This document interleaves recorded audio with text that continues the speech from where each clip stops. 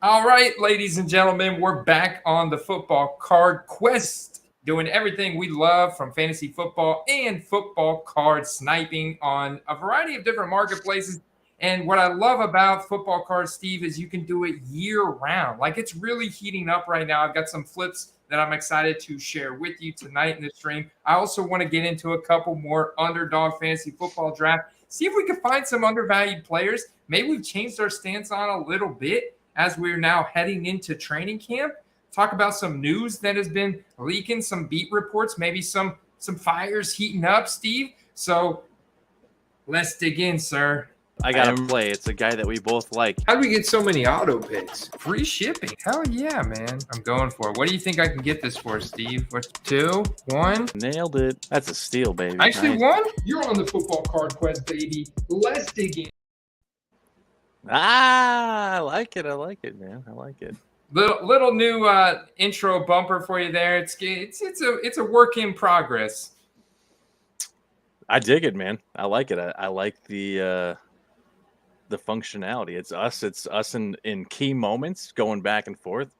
I like it, man. I see big potential on that.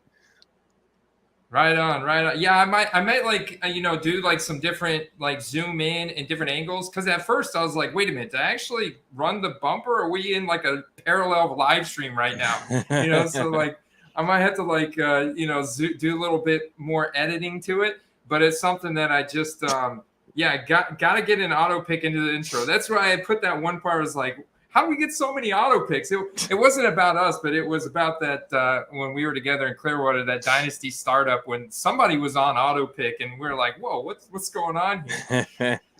No, that was sweet, man. I'm looking forward to seeing the full version. Maybe Titus O'Neil bark in there mixed in somewhere, just for old time's sake.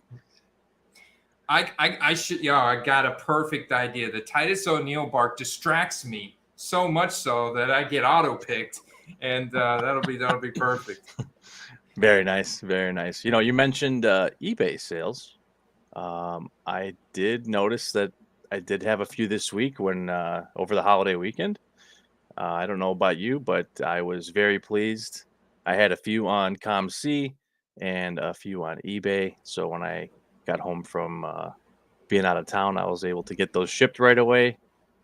And they're all 2 different players only, not surprisingly several different players. It was Jerry Jeudy was one. So one guy bought a couple Jerry Jeudy's, and Joe Burrow, some big Joes. So how about you?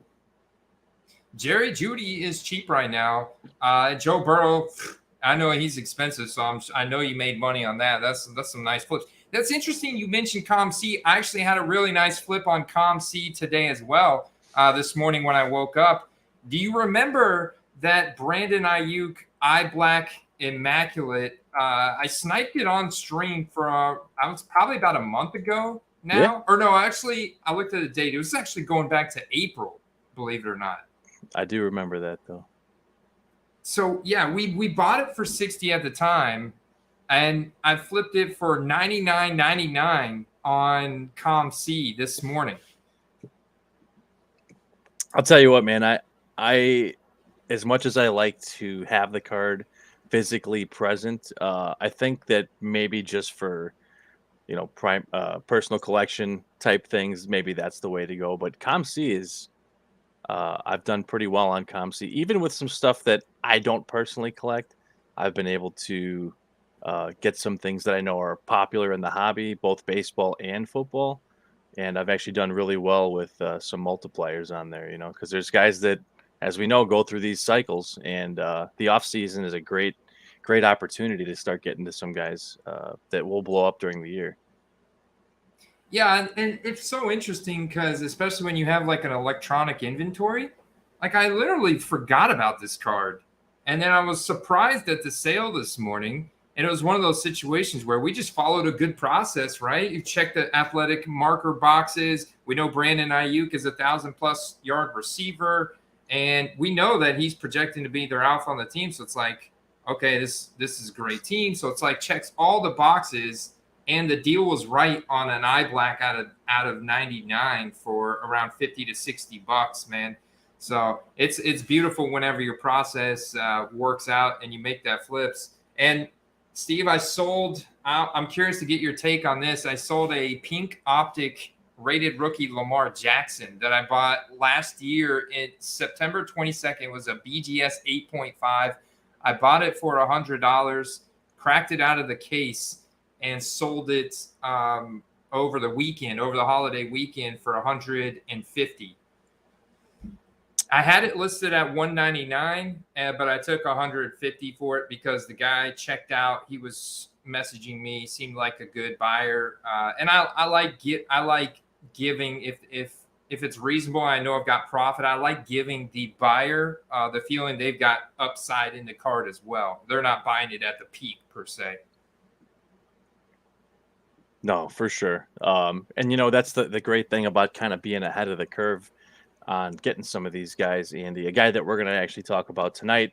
I was just going through some of my purchase history and seeing what the price point I picked these up at, and there's actually still great deals to be had on this guy, and that makes for a big multiplier. And of course, when that occurs and you go to move the card, you can take a little bit less, and like you said, leave some meat on the bone. Yeah, and it doesn't. I mean, the thing that I think a lot of people will push back on is like, whoa, this is a premium dynasty asset right here. Why are you taking the profit? Well, I think that's just like dynasty football cards is something you can do year round, but the only way you can do it year round is you actually have to sell the player. You have to sell a card, So when you get a profitable offer, it's like, why not go ahead and take it, have some fun. It's a good feeling when you're making a 50% profit, on a card that then it's like, boom, okay, let's go, baby. Now I'm going to follow the process again. I've got this money in the bankroll back in. Let's see what else I can buy. Oh yeah. And here's an underrated thing that, not a lot of guys talk too much about. Everyone wants to buy and sell for profit, which is, hey, cool, man. But we talked about this way back in the day, and we touch on it from time to time. And that's, moving into inventory, card flipping for the purpose of building a larger PC, which I actually use ComC for that quite a bit.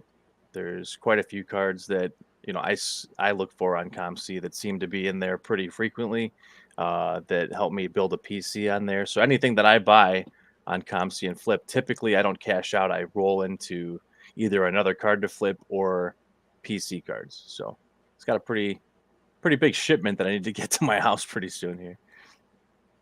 Right on. Well, speaking of ComC and recent NFL news, there's a guy that you finally have convinced me. The drumbeat continues for this guy. He goes in the later round of fantasy drafts. He's on a team that could finish dead last in their division. But you know what? Whenever I go, Steve, and I look at guys that went from fantasy ADPs of like, in the case of this guy, he's going from probably around pick 140 to next year. He could be going pick 40, 50, or at least in the top, I would say 70 picks. And that's the kind of upside that we have here. So just from that shift alone, within the next year total, even if he doesn't have a great season, if he finishes much better this season heading into next season, people are going to look back and based on his ADP, his card values will be reflected. So there's definitely a lot of opportunity for growth, right? Yeah, and a lot of guys that tend to come from not obscurity, but also from lower relevancy into a more elevated position. They do generate the most hype. Typically, we saw that with Brock Purdy and other guys like him. So yeah, man, this guy, which I think we're talking about the same guy, definitely has some hype that's been building and is going to maybe surprise a couple people tonight. Yeah, man, I'm buying in at these current prices. I have even found an opportunity on COMC. So why don't you share who this guy is before we hop into some Underdog fantasy drafts? I hate for everybody to snipe you in this draft on this player tonight, but I want you to share who the player is and tell me why you're bullish on him. And then I want to see if I can't find a snipe live right now on the stream to snipe for everybody. You know, I'm pretty sure. I know there's a lot of other places you can watch fantasy advice, but I'm going to be safe to say that we might have been the first people talking about this guy, and that's Nico Collins. We've been talking about Nico Collins for a while. Unless you live in Houston or watched him play college football, you probably weren't too hyped up on him. But we've been on this guy for a while. And Andy, I believe there was a headline that came out today that you were going to share with us. Yeah, the beat reporters, the drumbeat continues that he has been the favorite target of CJ Stroud so far through OTAs. And so it's just a matter of time we start getting these hype videos from training camp. And right now, everybody's on an even playing field. And CJ Stroud is an early first-round rookie quarterback that did have a high level of accuracy in college. And there is promise there for those intermediate deep sectors of the field. We know Houston may not necessarily have the best defense, even though they've got some star players, young players. They've added a lot of developing talent and brought in DeMeco Ryans and stuff, a defensive-minded coach. And I look at PFF, Steve, and I see that they have the 27th easiest schedule. And so their toughest stretch is weeks 1 through 4. We know it starts off very tough right out of the gate against the Ravens. The Ravens are going to throw the ball more. It's going to run up points. It's going to be a shootout for them week 1. Doesn't matter how good their defense is or how good Derek Stingley looks in his second year, whatever. It's the Ravens. Like, they're going to ball week 1 at home, especially with their new system with Todd Monken and everything. The offensive line is not great in Houston, so we could see more Dameon Pierce. He's an exciting second-year player. We also could see CJ Stroud show off some mobility that we know in his athletic profile he does have. But, Steve, I'm with you on Nico Collins because, like you said, he's at currently wide receiver 60. He's at currently wide receiver 60, about pick 130. And if he has a 1,000-yard season, he emerges as the favorite target for CJ Stroud. If you divide that by 18 weeks, he's only got to put up like 60 yards a week to eclipse 1,000 yards. If he can eclipse 1,000 yards, all of a sudden next year he's going in round 4 or 5. Maybe he's got higher potential. Maybe he gets something like 1,500 air yards. The potential's there because the wide receiver room is not very deep.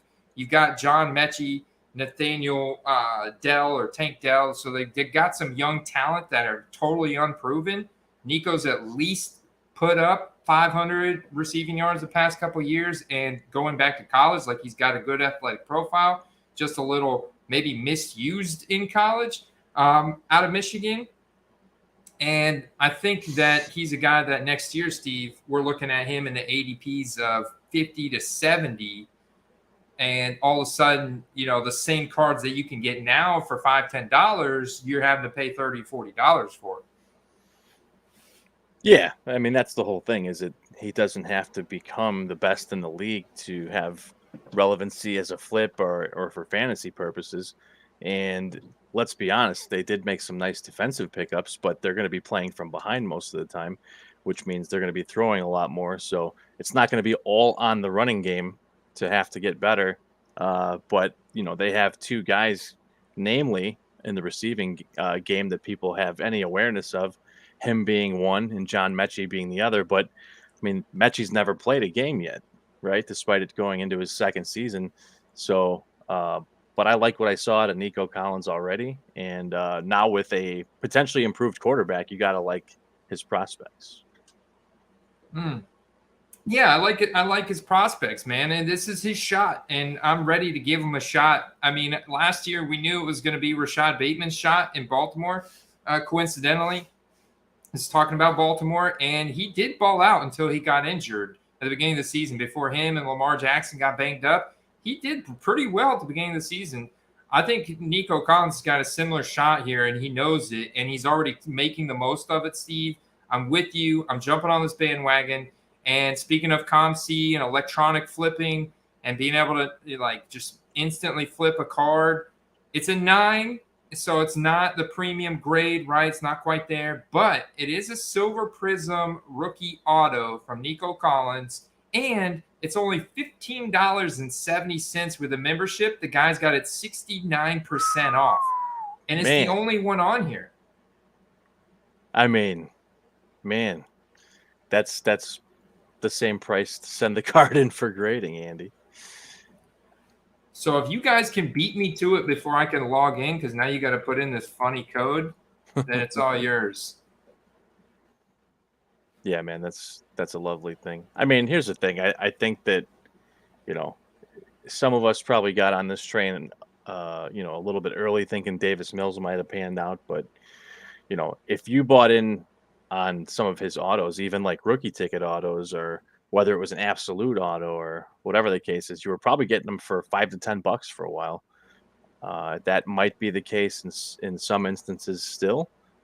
Probably not as widespread, but there's definitely tons of value. I mean, that could be one of the best buys I've seen in a while right there for that price.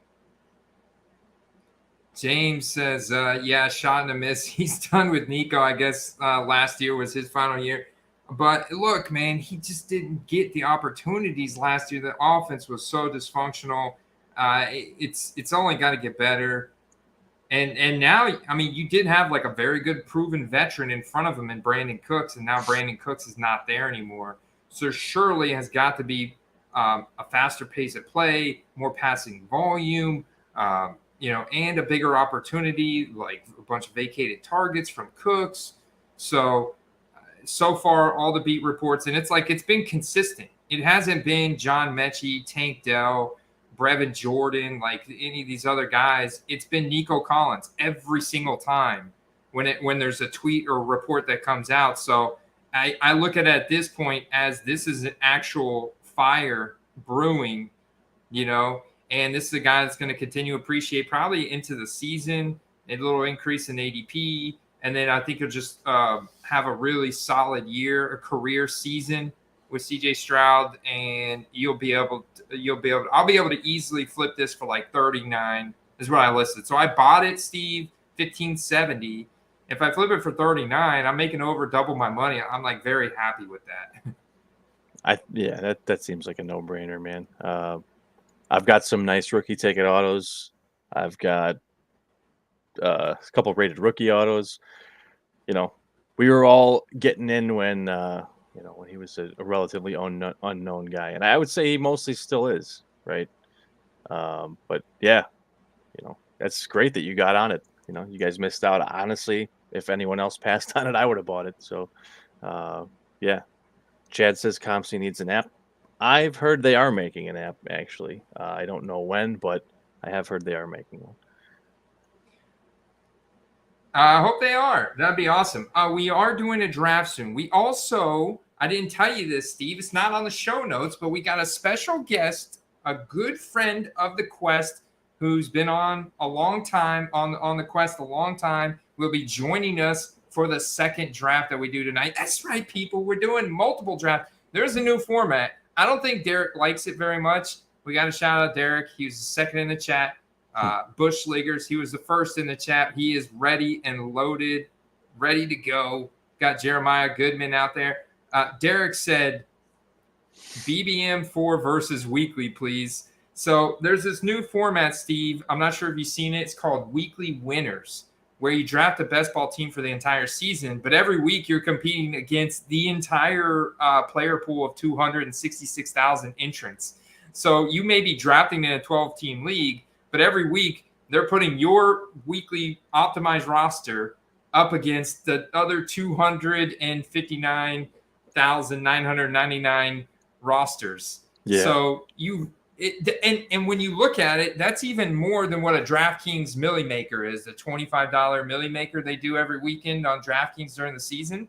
That's about 200,000, I think, or 150,000 entrants. So this is even bigger than that. So you really have to pick the perfect lineup on any given week, but they are paying out 20 grand every single week, or 20 grand to first place, plus second place gets 5 grand, third place gets 4 grand.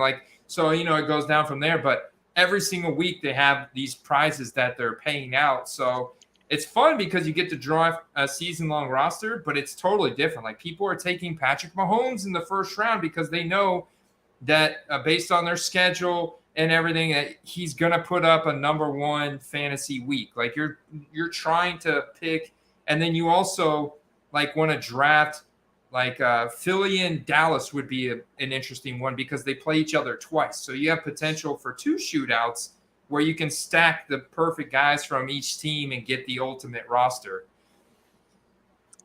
I think I get what he's saying. Yeah, I mean, who wouldn't want to win 3 million versus, 20K or whatever? But here's the thing: is your odds of winning 1 week as the high scorer are infinitely times higher than being the top guy at the mountain at the end. So, hey, you know what?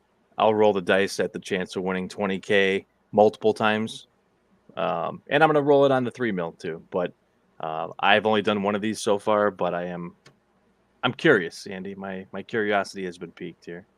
We got to do one on stream. I haven't done any weekly winners on stream yet, and I took notes. Like I watched 5 guys. I watched the guy from Underdog, Hayden Winks, with like 4 other guys who are all fantasy experts, all have well-known fantasy and fantasy best ball YouTube channels specifically. They all got on. We're talking strategy for this tournament, so I made a bunch of notes because I was just like, by the end of it, I'm like, I got to go back and watch that. It's really tricky. And by the end of it, the guy's like, think about it. He's like, just stack all the players on the Detroit Lions because they're going to have one of those 80-point or maybe 2 of those 80-point games at some point this season in the what's the name of their stadium? It's the Motor City Stadium.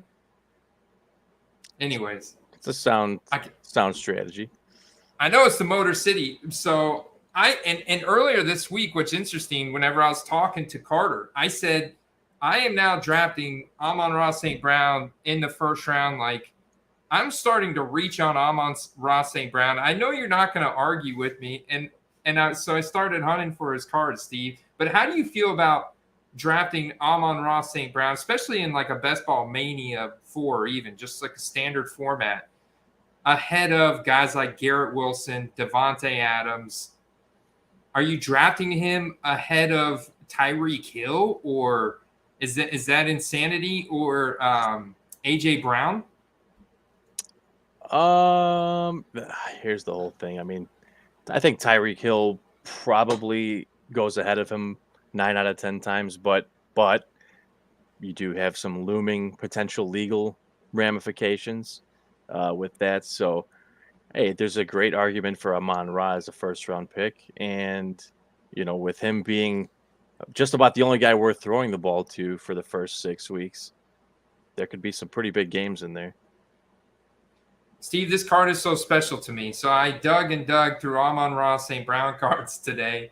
And because Rhino from Rhinoverse, Ryan Haslip from our show earlier in the week, he's like, Amon-Ra St. Brown rookie ticket autos, you could probably get one for $50. And I'm like, $50? No. I'm like, that's actually not bad.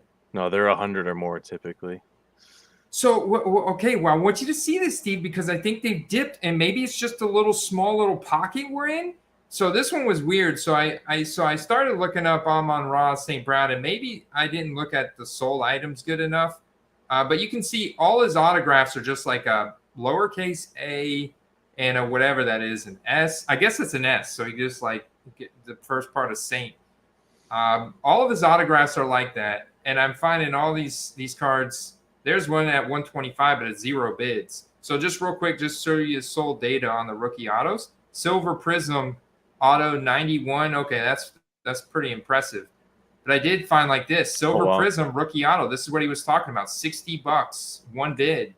That was earlier today, like this afternoon. So I think we do have to be cognizant right now. But there's the difference. Speaking of, like, is eBay listening to the stream? What's going on here, man? There's Nico Collins. Yeah, I have a saved search for Amon-Ra rookie ticket autos, and I mean, $100 is pretty much like the spot. It's pretty tough to get one under that marker. And I think right now there's an opportunity, as I was looking at some auctions. So that's when I found this eBay 1 of 1.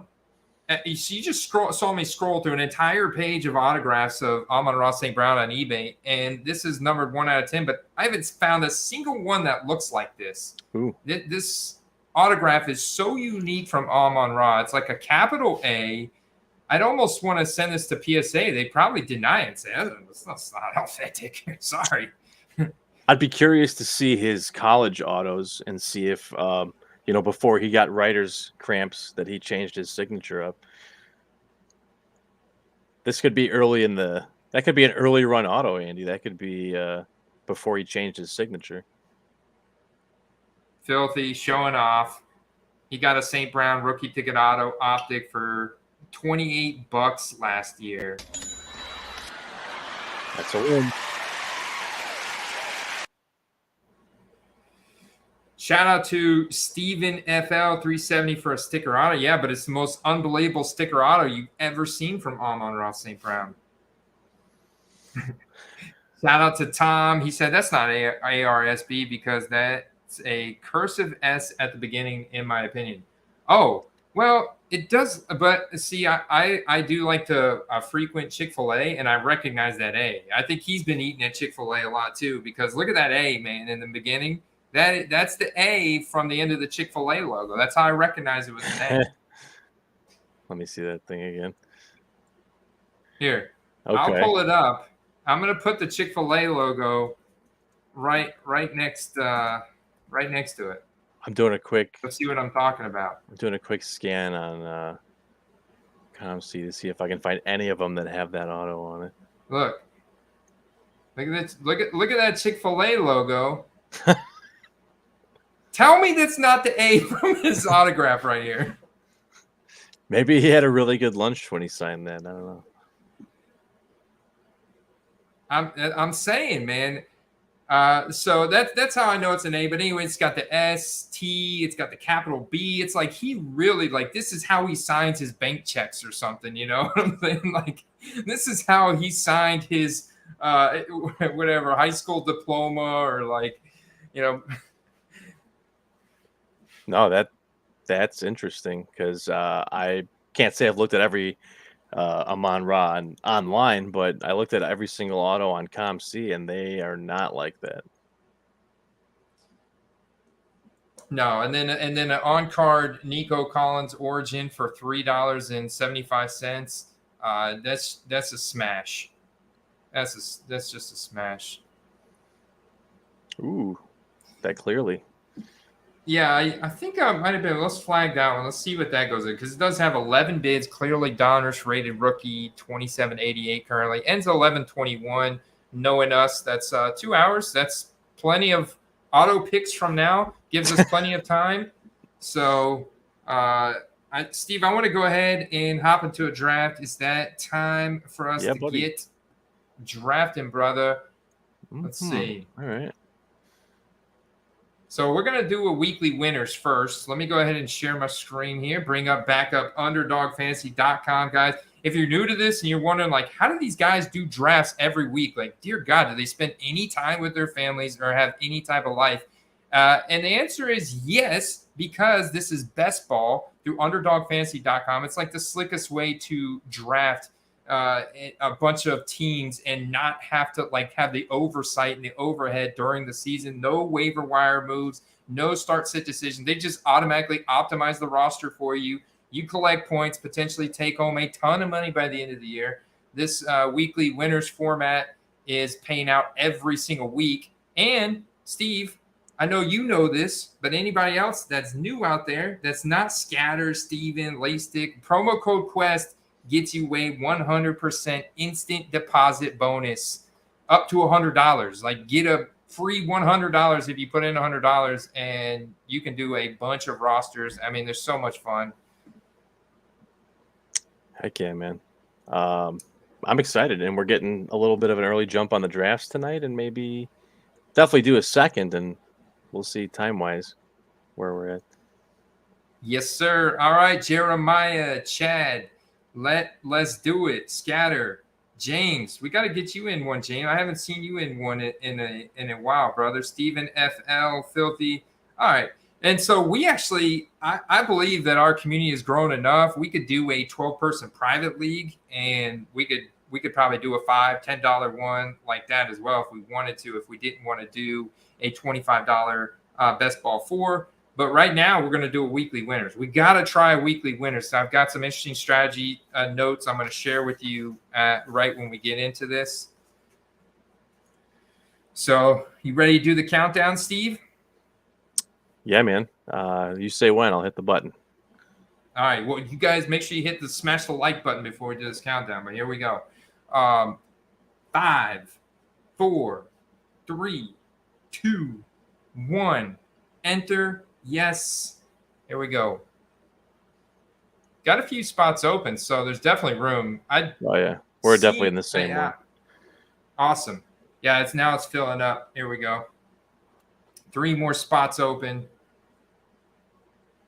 I will say what they did with the ADPs were kind of like all over the place. Like there was guys just getting picked just about anywhere.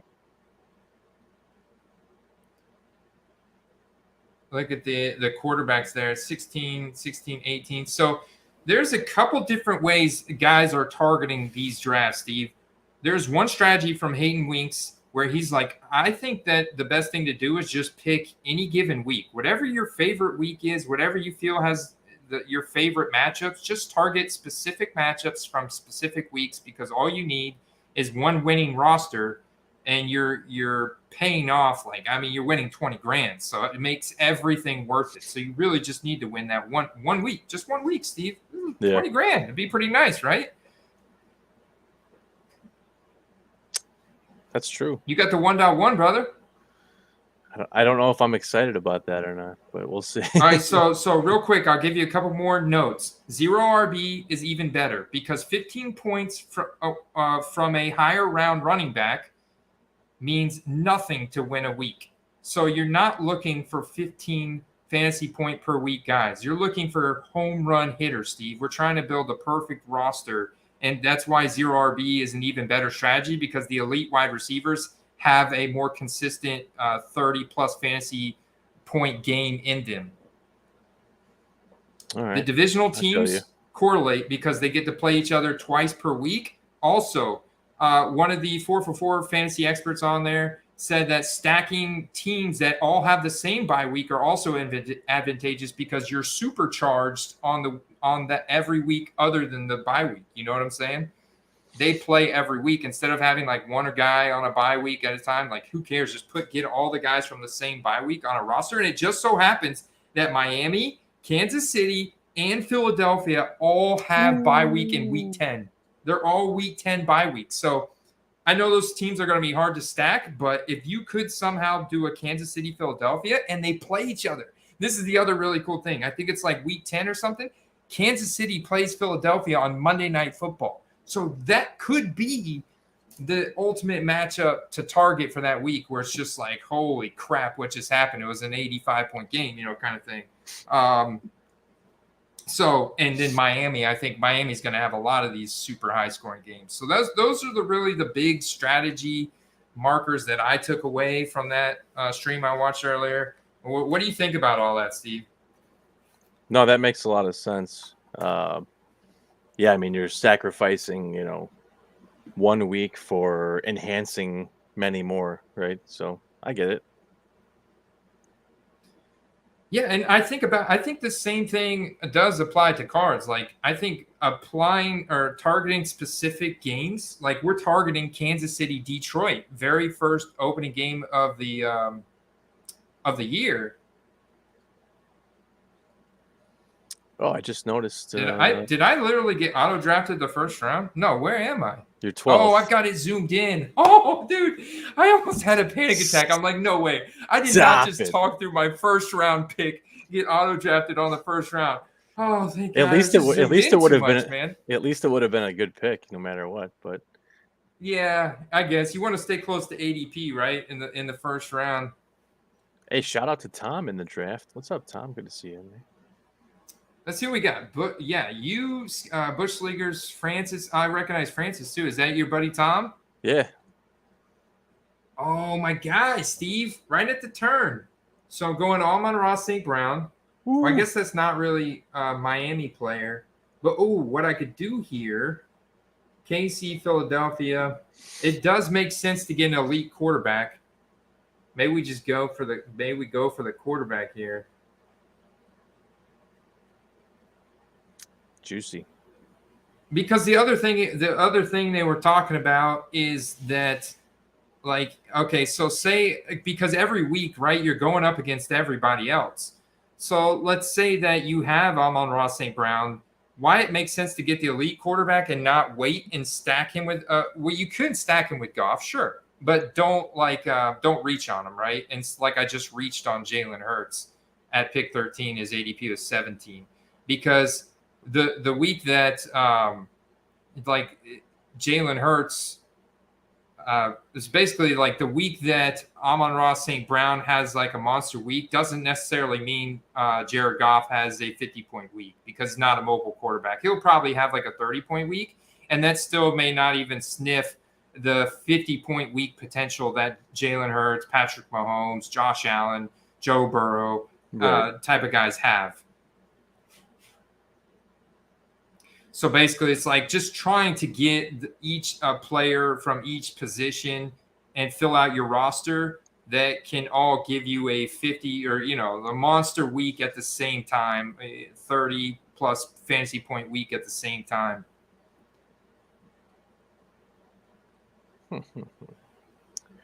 I will say I do like that this is, yet another strategy that has to be taken into play that that the other drafts do not have, I guess you could say. I mean, the premise is still going to be about the same as far as it being best ball, but yeah, I mean, you're really banking on winning 1 week versus not. Yeah, and that's what's so interesting about this format. And so, like, a couple of the other analysts are basically saying you're going to look up at the end of this thing and you're going to see some really weird rosters that won and that's true. Like, I think about the best rosters I had in DraftKings last year. They were pretty interesting. Some of the running backs that you'll have on those can be very obscure at certain weeks. And they could just put up these monster weeks out of nowhere, or maybe the wide receiver that goes off is like the wide receiver 2-3 just happens to go off that week, and then you've got him on another roster that does have the elite guys, and so you always have this combination. Sometimes it gets really weird. Let's see. I got a minute till I draft again. Let's see where you're at so far. All right, Hurts and Amon-Ra. I mean, you can't be mad about that. All right, so there's another strategy, and I'm going to tell you what I'm going to do right now, Steve, for everybody out there. This is the only quarterback I'm taking this entire draft. One quarterback, Steve. This is the other little trick, a strategy trick to these drafts, these weekly winners, is to take just one QB. I'd love to hear what Derek says about that, but one QB, because it just gives you more bullets in the chamber to get those monster weeks from the skill position players. Sure. I can see that. And all I need to do is win 1 week. So it's like, Jalen Hurts, okay, just taking a one QB. Elite one QB is a new strategy, Steve. I like it. I actually very intrigued by that. Let's see. Somebody in the chat said Devonta Smith. Yeah, man, I was going him next, and Bush got him, but that's all right. So we've got a lot of questers in this draft here, man. We got Late Stick, we got Mathia, we got Broncos. I don't think Big Shot Bob. No, that's Boggy. Francis, 1966, Bush Leaguers, and Scaladesi. So it's like 7 of us. Wait, Derek didn't get in this one? Oh, he's refusing to do. Is he refusing to do weekly winners? Mm-hmm. He's such a trip, dude. Oh, come on. Give me Brees Hall. Towards the end of the season, Brees Hall is going to be a 40, 50-point fantasy game waiting to happen. Oh, dude. I'm so tantalized to pick Jahmyr Gibbs right now. I mean, it's not really bad with Amon-Ra as well. Like, Or should I kind of spread out? I'm not opposed to Amari Cooper having monster week either, or Mark Andrews. Huh. Let's do it. This might be the only tight end I take. I don't know. I would just go elite one. I was like so balanced here. Elite player at each position category, and then just put like guys that are home run hitters after this, right? But don't focus anymore on maybe one more tight end, and then the rest running back and wide receiver home run hitters from here on out.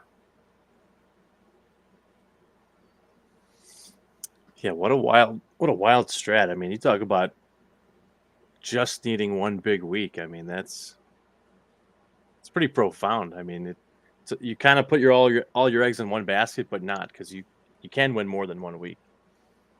Well, and I think about this, and so Hagen Winks was basically like, and there is apparently a website. I didn't get time to look at this, but there's apparently a website called Circa. I think it's what John Daigle was saying, and you can actually get season-long projections, fantasy point projections for each game throughout the entire season, the matchups and everything factored in already on their website. So you could essentially go and look at the fantasy players that have the most weeks with the highest projected points based on the opposing team matchup. And you can kind of go like that, or you can look and say which, like, regardless of the defenses, right? Because we always know there's going to be defenses that emerge that are way better than what we thought they were heading into the season. That happens every year, doesn't it, Steve? Fantasy, yeah, the preseason rankings for defenses are typically more wrong than right. And so I like to look at just teams that have good quarterbacks and good offenses, known commodities. Like, we know they're good offense heading into the season, playing each other. And then you can look at those matchups and say which players are involved in the most amount of those matchups where it's good quarterback and good offense against good offense. And so they'll be able to drive those points up against each other, disregarding the defensive anomalies, because, there is a saying in DraftKings, like daily fantasy football, it's that defenses don't even matter. You're really just looking for high-powered offense versus high-powered offense. And I'll let you think about your draft picks. So I'm just kind of, going through some stuff that I heard, some thoughts that I have about this strategy, just trying to win 1 week. So I look at the way I built my roster, and I think that, if I were to try and build this roster on DraftKings, I'd already be out of money. There's probably going to be a week this year where I'd be out of money trying to build a roster with Mark Andrews, Breece Hall, Jalen Hurts, Amon-Ra St. Brown, or I'd be down to very little money to where I'm getting scrubs to fill out my running back and my wide receiver categories. And then there's also a flex. So it's like, I feel like I'm in a really good spot that the players that are going to come up to me, regardless of who you guys pick, I'm going to get players that can fill in those spots with a potential monster 50, 40-point fantasy week. I'm watching everyone's draft strategy. It's pretty interesting so far. Obviously, a lot of people going a lot of different ways, and I think that's what makes these interesting. Look at you, man. You got Joe Burrow in the third stack with T. Higgins. You got George Kittle. You definitely know there's some spike week potential there, even if he is getting a little older and stuff. Christian Kirk. Oh, love that, man. And Justin Jefferson at the 1.1 over Jamar Chase. You actually, Steve, you could have potentially, I think you could have pulled off the Joe Burrow double alpha stack, baby. Potentially. Yeah, I'm actually shocked that this worked out the way that it did. So maybe it's hard to say, but man, how do you pick between those two guys, honestly? I got to ask you a question. I was like, man, I'd love to get some Jamar Chase cards. It's so expensive for like the rookie auto and rare, super rare stuff. So I was like, what about his optic hollow market? I know it's 2021 product, so like you talk about the print run between a 2018 optic or 2019 optic and a 2021 optic. It's just like, I don't know, probably went from 150 to not 150,000 or something crazy like that, but 15,000. Is 15,000 optic hollows from 2021 a ridiculous number? Or if you guys had to guess in the chat, how many optic hollows do you think are from our 2021 Jamar Chase? Like how many are printed? Yeah, like what do you think the print run of that card is? Because if you go back to a 2018 or 2019, like 2018 optic hollow Calvin Ridley, for example, there's not that many of them out there, and that's like a $40 card probably. You could sell that for, you know what I'm saying? And Jamar Chase is like a $10 optic hollow. Maybe now it's like 15, 20.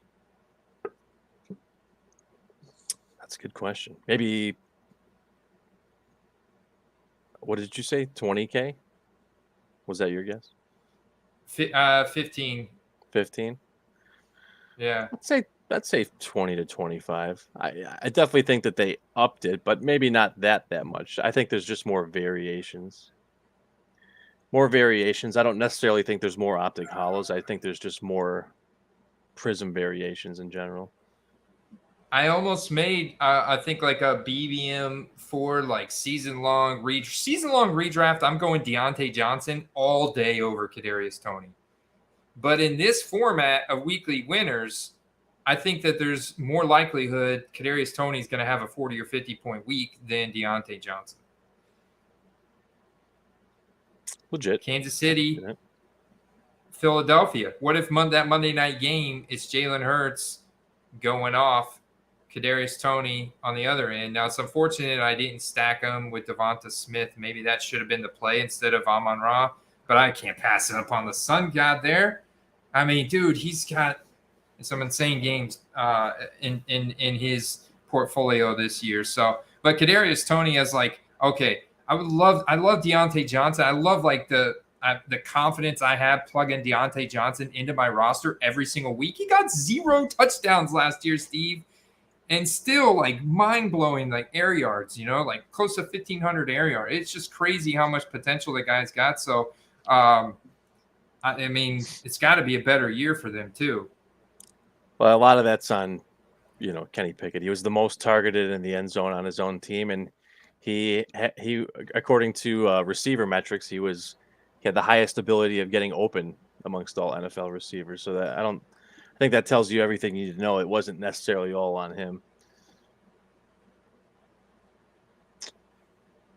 Okay, where are we going here? That's a very good point, Jeremiah. Like, honestly, I'm not opposed to putting all my eggs in the opening game basket if I could stack that. Like, I should have done Amon-Ra, Patrick Mahomes. Oh, that's what I should have done, Steve. Jeremiah just galaxy brain that. Like, I should just put all the eggs in that opening. But I also feel like the opening game could be, I think it's probably a higher likelihood of like just being decent. I'd have to go back, but I feel like they're decent, but they're never big blowouts. But Chiefs Lions this year could very well be. No, I'm excited about that. I'm just sad that it's in KC. I think that if it was in Detroit, it would be a much higher scoring game, but we'll see. I absolutely want the Anthony Richardson. I am doing a slow draft of this, and I took Anthony Richardson.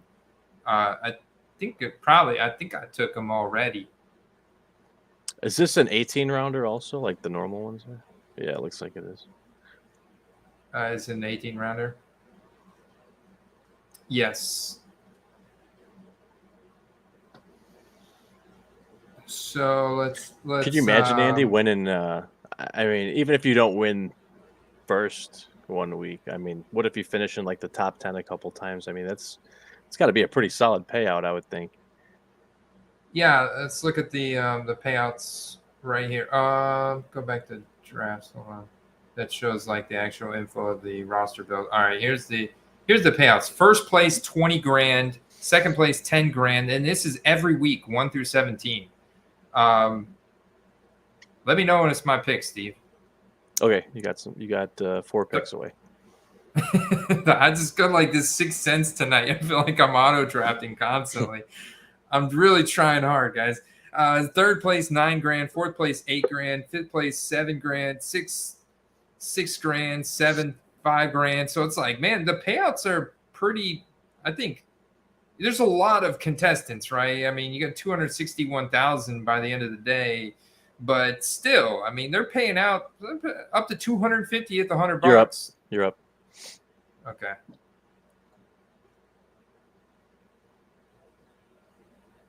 There you go.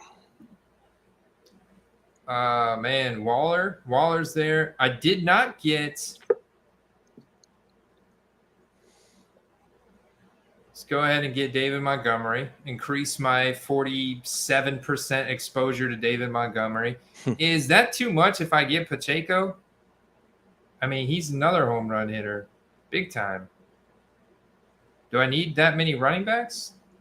No, I think I'm going to get Pacheco. I mean, he's on KC. They're going to score a lot, so it's not. Yeah, it's not a bad pick. And that guy put up 1,000 rushing yards without playing a full season, and really, I never saw him get like this true opportunity. But every time he got the ball, it was like, damn, if this guy could actually have better vision and he could read where the holes are in the defense, his running style is nasty. Like, he could break away some monster runs and just be this highlight heaven machine and have rookie cards worth hundreds of dollars. And I think that's why you still see them. They're kind of crazy, man. Like, even these, I would think that there'd be base field levels because that's all he was printed for. 2022 Select field level. That's all he got for his rookie card from Select. And I would think that they would I think that they're going for pretty good money right now. I think that they would start to settle down, especially the base ones, but not. It's not, man. It's not. Ooh, I gotta think here. Like something like this. This is the base Select field level. Probably wouldn't even have any bids from 2021 or 2020, but I definitely think it is. It's got one there, even at $1. Does your eBay ever do this to you, where it auto corrects your spelling? It's like, no, eBay. Yeah. I had it spelled right the first time. And it does this on my phone even more so, and I'm like, why are you doing this? Like, I'm trying to spell Traylon with an E. EYLON, not A. It keeps wanting to change it to an A. I'm like, why are you doing this? Oh, wow. There's a big difference there between the base and the serial numbers, Steve. The base, actually, I found one. See, this is an interesting thing. It's also a buy it now. So sometimes I wonder, like on these brand new cards, if the seller doesn't necessarily know how to properly value their buy it now, you could find better deals. There's not a lot of comps out. Or maybe they're just not even looking at comps and they're just automatically thinking from their experience, like 2020, 2021, Select, base card. It's probably just a $5 card. I think you could actually list these a little bit higher, knowing he's got that limited supply and like a limited supply and high demand. And that's the only tier he was printed in from Select this year. Yeah, he's got that the Austin Eckler availability. Look, dude, the auction base field level, it's a prime example. The auction base field level sold July 4th on all days. A holiday, which is typically bad for auctions, $16 with $1 shipping. Another base one, same day, $12 plus $2.50. But those were both auctions. So that proves to you that auctions on something like that, this guy didn't do his due diligence right here. And you could potentially, I mean, that's a snipe. Easy. Yeah. Entry level. Got a low bankroll, right? Easy bankroll builder. That guy shorted himself $12, man. Unbelievable. Yeah. Ooh, okay. Well, best offer accepted. Those get me sometimes. The one bids, and I'm like, ooh, that sold for 20, and then I'm like, oh no, he made an offer during the auction to not risk it. But there you go. That one did have one bid, $35 for field level silver. Now, are you a fan of the horizontal field level silvers this year, Steve? Or I'm not anti-horizontal, but I just think the vertical cards look nicer to display. But maybe some of these slab companies will come out with a couple more nice setups other than I can't remember the HGA. HGA I think is the only one that makes a really nice horizontal slab, but maybe some of the other companies will have to follow suit if it picks up.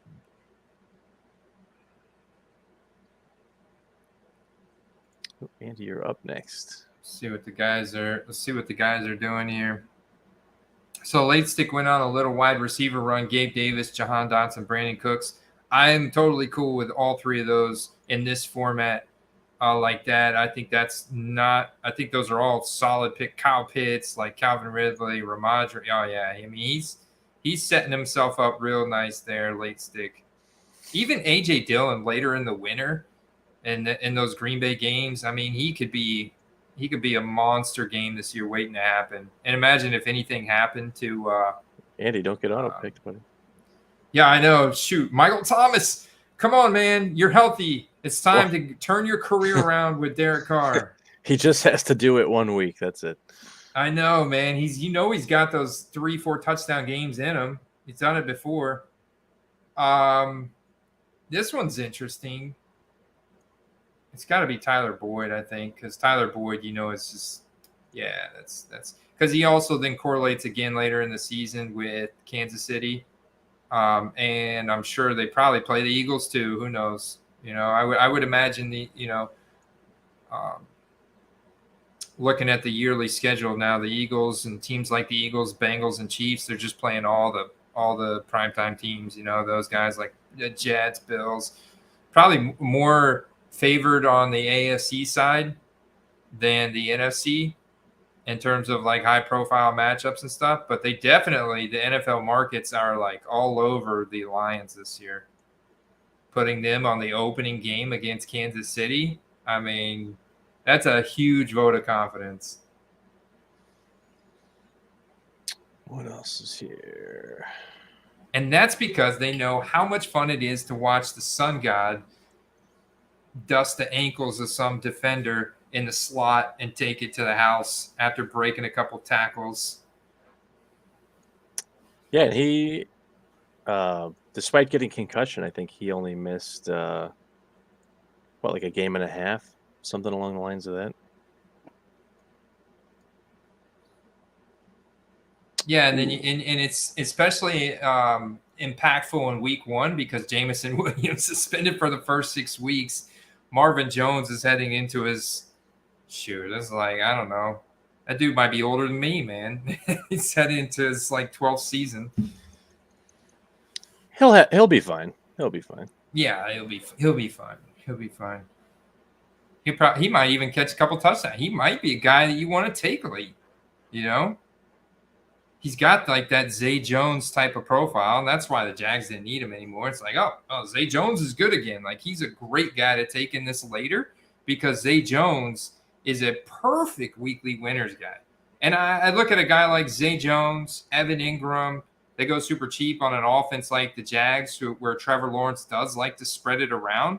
I would say his most consistent target is going to be Kirk. I know that the jury's out on Ridley, and I think we'll be talking a lot more about that situation, so stay tuned there. But, Steve, you would agree with me that with the way that Trevor Lawrence likes to spread it around, Evan Ingram, Zay Jones are great late-round sleepers for this format. Yeah, and you saw quite a few big weeks from Zay Jones. And you saw some rookie ticket auto spikes in Zay Jones. So with one more year with his quarterback, maybe that goes up. I don't think that simply adding Ridley to the fold takes away from anybody. If anything, it might make them better. Yeah, they've got a tough schedule this year too. So the NFL has definitely like bumped them up. They've recognized them as being a legit team. And especially after what they did to the Chargers in the second half of the playoffs. And then they only lost to the Chiefs by 1 touchdown in the divisional rounds. Really impressive, right? So their toughest schedules 1 through 4. Okay, it's perfect. No, I was looking at the wrong team. Weeks 13 through 15, their toughest schedule. They have the 20th ranked schedule. take a look at your team, Andy. You're up next. Let's take a look at your team in the meantime. It's wild, man. I'll tell you what, it's wild. I feel like this is like the you got Hurts and Andrews, QB, tight end, and then Amon-Ra, Brees Hall, Madison, Montgomery, Pacheco, and then Thomas Boyd. I mean, those are all huge playmakers. They just got to all line up in 1 week. Yeah, I don't know how much stacking and correlation I'm doing. I'm just like drafting huge playmakers to show up, man. Man, I really hope so. There's new news today that came out from DeAndre Hopkins that said he was going to probably play till he was 37. He said he was going to keep playing until he's not a 1,000-yard receiver. So I'm going to take Michael Gallup here. So he said he was going to keep playing until he's not a 1,000-yard receiver, and that may be until he's 37 with the way he feels now. He also said in a press conference or some type of report, he was talking to a reporter. It was a legitimate report. I was reading it on a legitimate website that, or maybe Twitter, that he is deciding between New England or Tennessee because of the amount of money that they're able to bring to the table. But he would he's not excited to play with their quarterbacks. He would rather play with Kansas. He would rather play with Mahomes, Josh Allen, or there's one other Jared Goff. quarterback that can't. Maybe. But that'd be amazing and terrible for the Bears at the same time. But if you look at their available cap situation for the Bills and the Chiefs, they got no cap. Like he wants his cake and he wants to eat it too, is basically what's going on here. And so I think ultimately the Chiefs and the Bills aren't going to be able to restructure enough to be able to free up enough cap space. If you look at them, they're like 30 and 31st in terms of cap space available. So they're in really bad shape. And so I don't think they're going to be able to give him anywhere close to the money. And then he's going to be looking at, $15 million close to $15 million for one season over here with New England. I think he's going to take like a 1-year deal with New England ultimately because they can bring more money. They have a little bit more potential, I think, in his eyes than now. The other option was Cleveland. That was right. It was Cleveland. It was Deshaun going back and pairing up with Deshaun Watson, but they don't have much cap either. They're really tight too. They're all three of those teams have like very little cap space and they can't give him the money that he wants. But he feels that they're contenders and they have good quarterbacks he'd like to play with. But he's going to have to go with the Patriots, man. I think it's going to come down to the wire before training camp, but I think ultimately he's going to take the deal with the Patriots, knowing Bill O'Brien's there and Bill Belichick, and they're very well coached, right? So they have that potential. And Mac Jones, I mean, like DeAndre, go look at Mac Jones' accuracy metrics from his rookie season. He had those flashes last year. They're going to play aggressive. They're going to be forced to. So I think he should ultimately go with I'm hoping he does not go with Tennessee Titans. I would be very upset if he goes with Tennessee Titans. I mean, he'll succeed there. AJ Brown succeeded there, but I don't think that's a team that's, got Super Bowl written all over him. But if that's what he wants, I mean, he's got to realize that he's going to have to take a big pay cut. I don't know if the NFL can do this, but I know that, Andy, you might not know this. There's a couple of baseball teams still paying guys from like the 90s because they wrote such ridiculous. I'm not joking. The Mets are one of them, and they're paying a guy like a couple mil a year that hasn't played since like 95. So, dude, his agent needs the biggest bonus. Like, I'd build that agent a house, man. Yeah, I mean, you're like retired and you're like, this is working out. I got all my millions in my account. Yep, chat knows what's up, Bobby Bonilla. And meanwhile, your former team is still sending you a paycheck. That's where you want to be. Mr. Wood here has been hammering some wide receivers of late, some home run hitters, Drake London, but then he just hit Mingo. He does have a couple quarterback, Daniel Jones, Russell Wilson. Let's see what That's an interesting one, too. Broncos started out A.J. Brown, Jalen Waddle, then got Lamar Jackson. You know that Miami-Baltimore game is always nuts. They do play this year. Then Jahmyr Gibbs, Dallas Goedert, Aaron Jones, Jordan Addison, Zay, and then goes stacks Lamar with Zay Flowers, Rashad Bateman, Samaje Perine in Denver, Elijah Mitchell, MVS, Cole Kmet. What do you think about that, man? Kmet has some massive spike weeks last year. I think that probably only gets better at this point.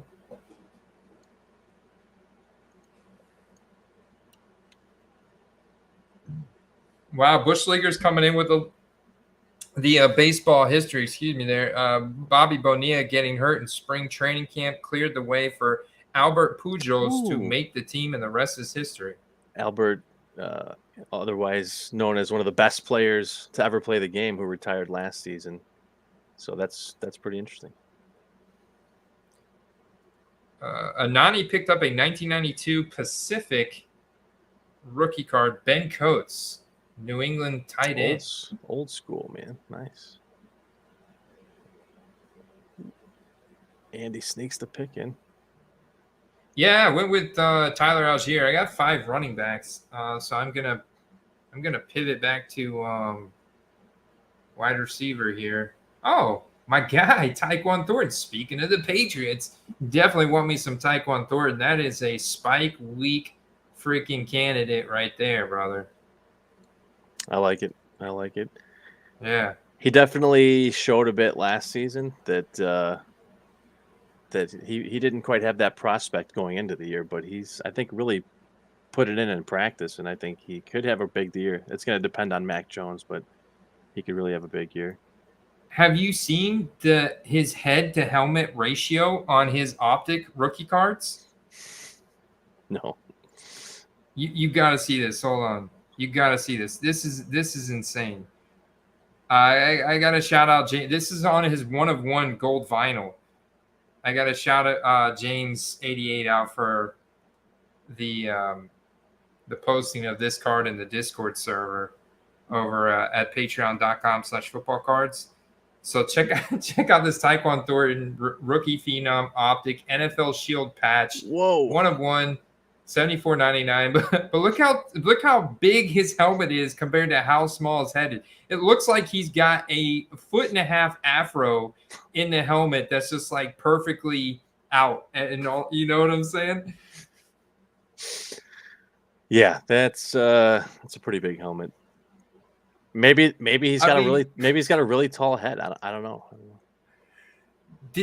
This is the wildest looking head to helmet ratio. We're gonna have to start counting this as a statistic because this is flying off the charts, man. If it's an indicator of success, I guess we'll have to use it going forward. So it's a good watch. Ends in 2 days, 13 hours. Saturday, 11:32 a.m. Eastern. Currently $74.99 in auction, 0 bids.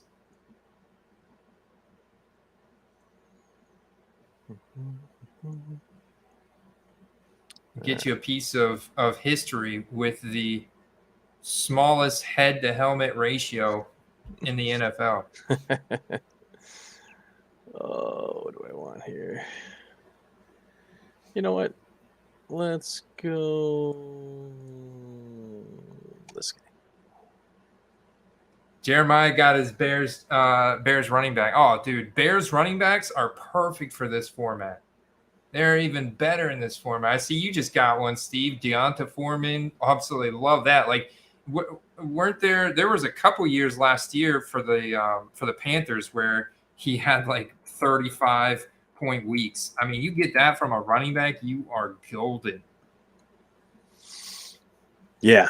I mean, he still had a couple clunkers in the mix, but he had some absolutely insane games, and that's kind of what I was going for there. And that's why I ended up taking McKinnon instead of someone else earlier, because I think McKinnon had a 35-point game last year too.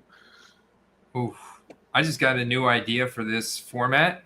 You go Bijan Robinson. You start out Bijan Robinson. Where did he go? End of the first. Yeah. You get an end of the first pick. You could have started out Bijan Robinson, and then instead of Jonathan Taylor, you got to go Miles Sanders. I know it's a crow. You don't have to do it right away. I guess it's a crazy reach whenever he's still not going until pick 69. So you don't have to do it right away. Obviously, get you an elite wide receiver. Like, you know, get you an elite wide receiver right here, whether it's St. Brown or Waddle or what, any of these guys. But you could start out Bijan, elite wide receiver, and then elite quarterback. You get Herbert, Fields. Like, oh, Fields would be perfect. Fields would be perfect, dude. Because then we can stack him with like Green Bay running backs, and you can get a Bears running back later on, and then you can still get Miles Sanders in here. Whew. I'm actually liking tackling the rushing side of this weekly winners format too, man. Yeah, I don't think the verdict is out on what the best draft format is quite yet, but I just took another running back. I'm intrigued, though. I'm intrigued. I just took Jerome Ford, man. Oh, can't wait for him to have a spike week. That's well ahead. Wait, what pick are we at? Screw it. 16-1. Did I? Was that an auto pick? Did I get auto picked? No, I don't think so. Oh no, I got him. I got Cordell Patterson. Nice, man. I had my eye on that guy. Yeah, that's probably not ideal because I also have Tyler Algier, but I know they're going to run the hell out of the ball, and Cordell Patterson will be like probably almost strictly a receiver this year. So, and he's going to be obviously their short A-dot guy, right? I mean, there may be like some sweeps to him, even some screens, some all kinds of stuff, but he's going to be their gadget guy. And I think he could easily have spike weeks because he can score from anywhere on the field still. I mean, he's proven it the last couple of years. He's still super juiced up, has not incurred any significant enough of an injury to really say that he's going to slow down at all this year. And he doesn't have a lot of mileage on him. You know, he's just not a young, sexy name anymore. Ferguson from Dallas. Interesting.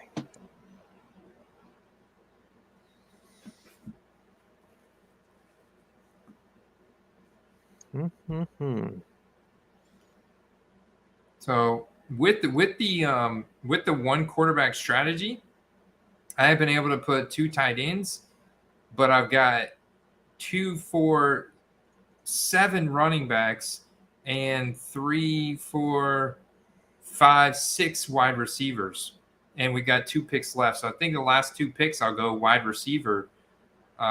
Because of the one super elite tight end and then a mid-tier tight end, I'm going and 7 running backs. Now I can swing for the fences a couple late-round wide receivers here, and that's a draft. And I think, hey, just got to get 1 week right, baby. Man, I'm so torn. Chase Brown, love it, Steve. I can't wait to that. I know Derek said you don't like him. I know he watched a lot more of him in college, but I watched this guy like his 20-minute oh man, I can't even. It's on the tip of my tongue. You know that YouTube channel that makes all the college highlights, like D Productions, or I can't remember what they're called. But anyways, you watch that, and I mean, he looks really good. He looks really good. I know Illinois is a small school, but he ran a 4.43, like tested great at the combine, 92nd 40-yard dash, 92nd percentile, 95th percentile burst. I mean, the guy is ranking really high. Even ranks 86th percentile on the bench press, Steve. 25 reps at 225. I mean, dude's a stud. Do you remember Rashad Mendenhall?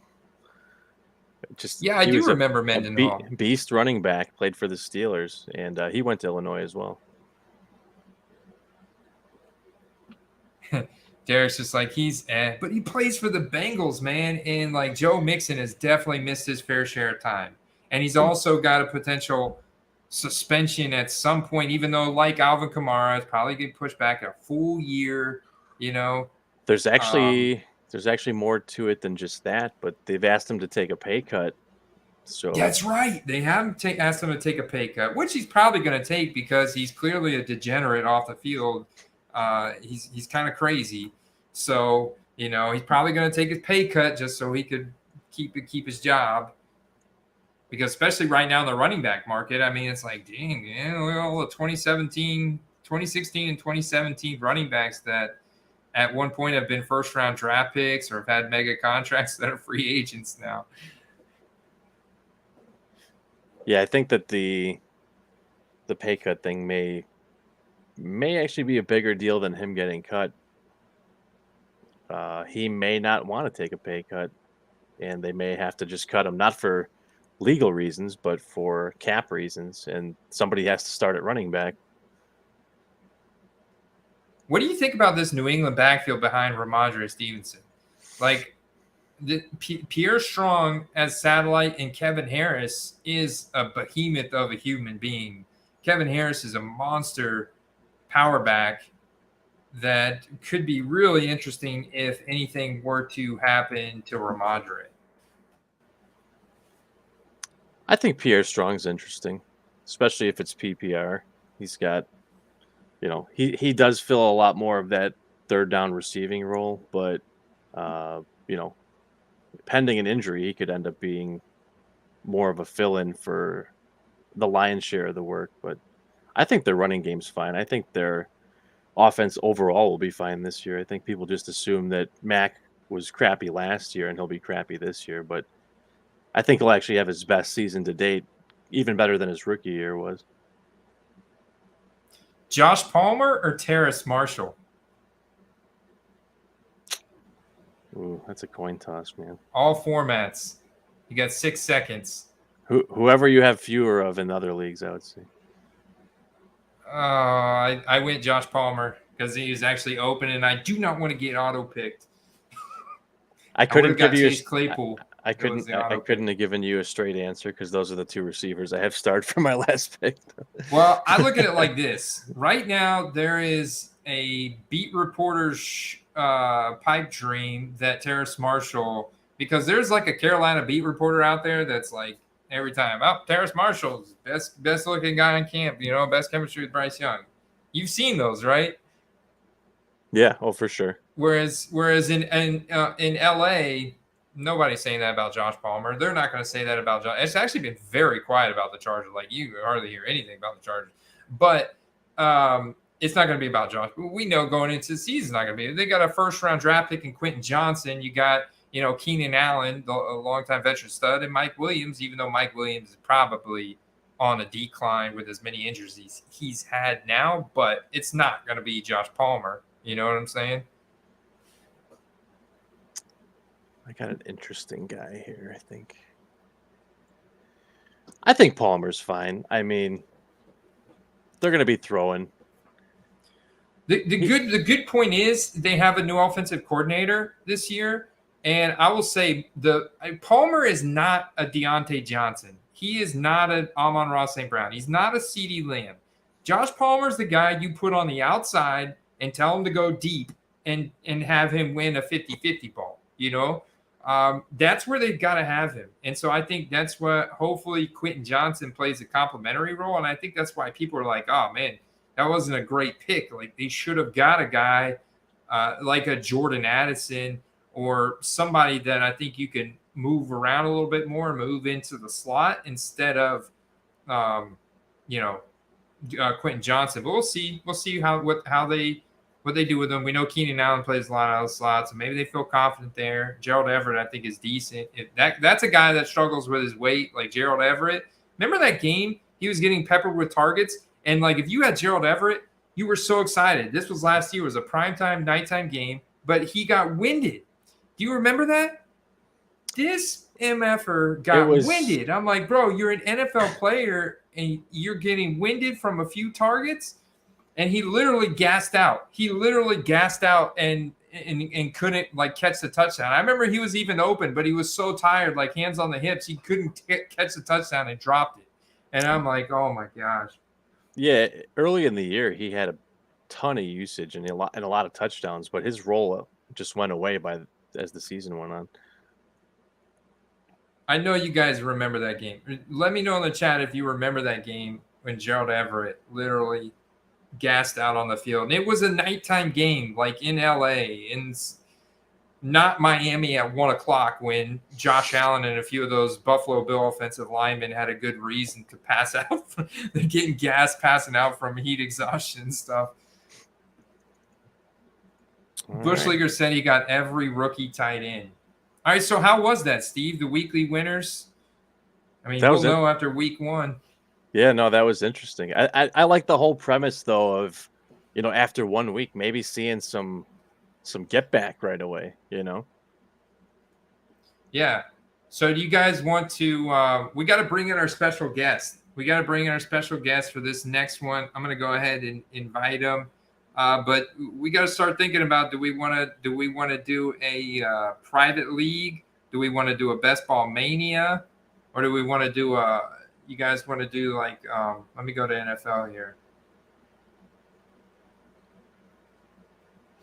Oh, we can do as low as $3, but I like to do a little bit more than $3. You guys want to do a $5 or $10 one?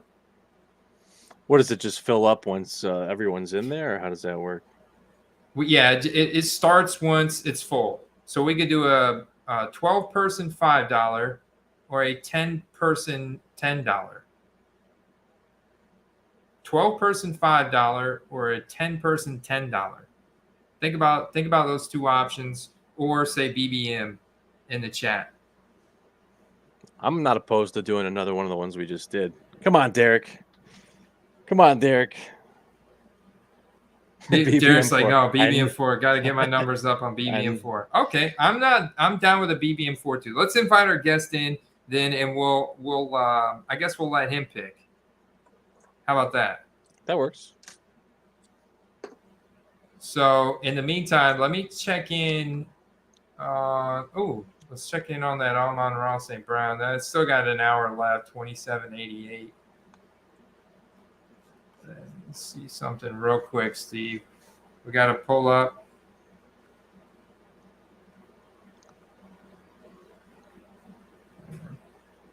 I want to look at the graded sold volume, Steve, over the past week. See what that's doing. I always love the indicator that this gives me. I just love seeing the percentage increases or decreases in certain players that we know have pretty healthy graded reports. Kind of how sellers are listing auctions. Like you can see, auction volume is pretty much down across the board on all elite players, but the buy it now volume is all healthy, and in fact, it's like up for quite a few guys. 22% on Justin Fields, in fact, over the past week, Steve. There's been a couple guys I've been looking for certain cards of, and there's just not any auctions out there. But I think that there's just not as many people listing right now either. So what's out there is limited, but there will be more, obviously. Yeah, there will be more. Just like Brock Purdy is now showing up on this report at 80 graded football cards sold in the past week. And it's like, wow, man, he's just like, his graded cards are just coming back really fast. And even Kenny Pickett, 67. So that's really solid as well. And that's down over the week before. So it's pretty wild, man. And that's how you know it's all coming back. And then more people are selling and buy it nows now. Look at the numbers, like the auction volume is down 25% week over week compared to the buy it now volume, only down 18-2. Most people that have done this more than a few times, they realize that the off season isn't the peak for selling in an auction, and peak for selling in an auction is after your guy has a blow up game. So I think that those numbers, switch up a bit once the season starts. All right, so here's a good would you rather, Steve. Kenny Pickett, base Donruss PSA 10. I guess before I ask you would you rather, do you think this price is going to go down for Kenny Pickett's base Donruss PSA 10 at $50? Yeah. By the end of 2023, or at least by like that November time period? Yeah, I could see it being like 30 to 35, probably. He's still kind of new and fresh, but if they don't make the playoffs this year, which seemingly they won't, then he just becomes kind of a backseat guy to whoever the newer rookie's going to be. Justin Fields based honors PSA Yes. 10, Yeah, $44. It's Is that- cheaper than the Kenny Pickett. Yeah, that's a I guess no-brainer, man. That was my would you rather, but I guess that I made it too easy because you literally have a Chicago Bears hat on. What the hell am I thinking? Yeah. All right. So and I think just about everyone in the chat would agree that if you can get the same card for Fields for $4 less, that's the buy. Well, our next guest may disagree with that. All right. This is a longtime Quest friend, Quest trailblazer. The guy's got an incredible collection. He also recently started his own YouTube channel with his grandkids, having fun, ripping packs. We bring on Brian from Thundering Sports Cards with us. Brian, what's going on, man? Talk to us. How's it going? How we doing, Brian? Doing pretty good. How are you guys doing? I'm ready to draft. You ready to draft? Yeah, I'm ready. I see you got the Steelers hat on. You got the Steelers shirt. Loving it, man. Yeah, so would you go, Kenny? I got my shirt. I'm ready. Would you go Kenny Pickett or Justin Fields based honors PSA 10 at $45? I go Kenny Pickett. I love it. All right. What draft Kenny format do you want to? With the one-handed catches, I'll take him. I mean, Justin Fields, until he starts making the playoffs, I'm staying away from him. So, which receiver on the Steelers do you think is going to have the best season this year? Probably Pickens, I think. And Pickens. I thought you might say Pickens. I find that I've actually listened to a couple analysts lately that are very bullish on Pickens, and I have publicly stated that I think he's going to be more like a Gabe Davis than he is going to be a high volume guy. So, and I just think he's going to probably put up 750 to 800 yards, but not this like 1,500 yard season like I think we can get out of Deontay Johnson. Well, because they got Deontay Johnson on one side, Pickens on the other, and then they got Robinson in the middle. That's true. They are paying Allen Robinson some crazy like $10 million. It's crazy what his contract is. So, and I'm like, what? They just keep picking it up from different teams. He's just got to show up. The coordinator lets Kenny Pickett actually throw the ball better, or deeper, will be better this year. And they really worked on their defense. So the other thing I didn't introduce about you, Brian, you had quite a few best ball teams on Underdog Fantasy advance to the playoffs last year, man. And I want to congratulate that for you. I know you didn't take down the championship, but you got pretty dang close. I know your Underdog account is loaded from Best Ball Mania 4 last year. Or it was Best Ball Mania 3 at that time. Well, yeah, I missed it by half a point. To go to the next round. To go to the finals, like or this quarterfinals? Yeah, what it was I went through week 14 and I was in first place. Then I went to week 15 and then I got to where I got third place on it, where I was a half a point short. And then another one I was a point short. Because I had like 3 of them out of 6. All right, man. Sweet. Yeah. You gotta get it this year. You're ready to run it back this year. Yeah, and all I do is my first 8 picks, I draft my team. All right. I draft my team, then my second 8 picks is my backup players. So I pick them, and then the next 3 or 4 picks are my third string of where I think I need to put them. That makes sense. Yeah. I dig it. So do you want to hop into a Best Ball Mania 4, one of the big $25 tournaments, or do you want to do a private league with just us and the guys in the chat, like a $5 or $10 league?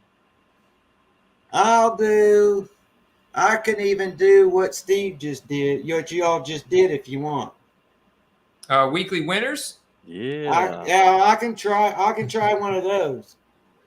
All right, let's do a weekly winners. Well, let me see how to get there, and then I'll Wait, do it. where's my weekly winners go? You looking at my screen, right? Do I need to update my browser? Go to the home button.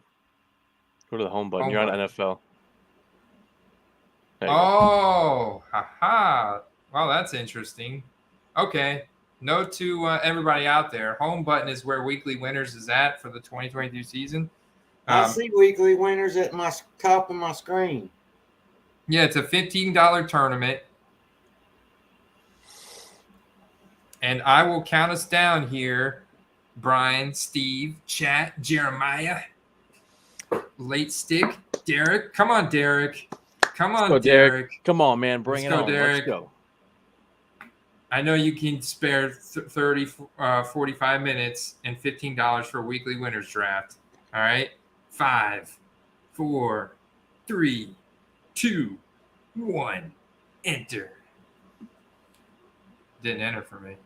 Uh-oh. Uh-oh. I may have just got in 2 drafts. It's not what's going on here, man? It says waiting for 9 people. Get in, get in. Look, I click on it, it disappears. Oh. Waiting for 6. Did I get in? It's not letting me in. You know what I did? I clicked on it again, and I clicked and held the click for a second. I don't know if that made a difference. I think I was clicking too fast or something before. That was a little strange. Oh, man. This is a brand new tournament format. So, I saw somebody. So we got 4 spots open in this weekly winner. I just got in. 2 spots open. Awesome. Filled. Who do we got? I know we got at least a few people from the chat in there. Andy with the 1.1. Joey Collects is in there. Oh, streamer 1.1, baby. Hey, Tom's in here again. Bush is in here again. And Mathia, Steeler. Do we know T-Bone? Do we know TJ Stallion?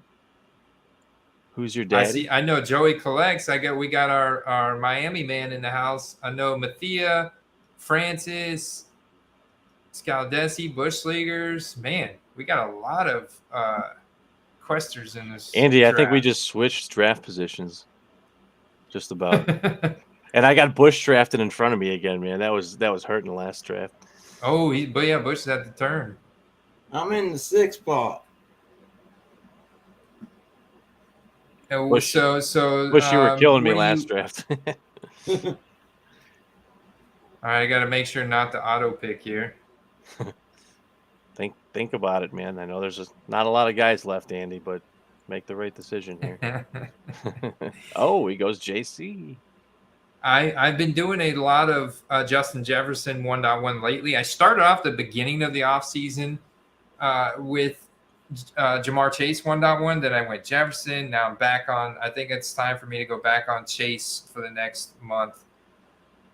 I also see, Brian, I want to get your take on this. I was asking Steve about this earlier. Like the Optic Hollow Justin Jeffersons, I had one I sold for $50, maybe even a little bit more.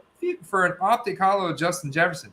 The 2021 Optic Hollow Jamar Chase is like a $15 card. Do you think that goes up to more that $40, $50 range, or do you think that the 2021 Optic product on the base variety and base Optic Hollow for a guy like Chase is just plagued? It's just plagued. The set is plagued. There's too many or something. I think there's too many. I wish there was a way to know. Yeah, that's the tough part, man. And I think that's the same thing that's plaguing like the Prism Silvers. It's almost even if it's an Optic Hollow from like 2021, you want to at least have it in a PSA 10 grade to really help it stand out and to get those value spikes. And I know you grade quite a few cards, right, Brian? I've got some cards here from you, actually. Get ready to send off the PSA. Yeah, I grade them because one's my grandkids, which is the elephant card I sent you. That K. Jones, that's the elephant card. Mm-hmm. That's a case hit. And then I also sent you the Michael Jordan from other grandkids son. And then I got my Patrick Mahomes graded. No, that's not Pat. It's Ben Roethlisberger jersey. And that's right.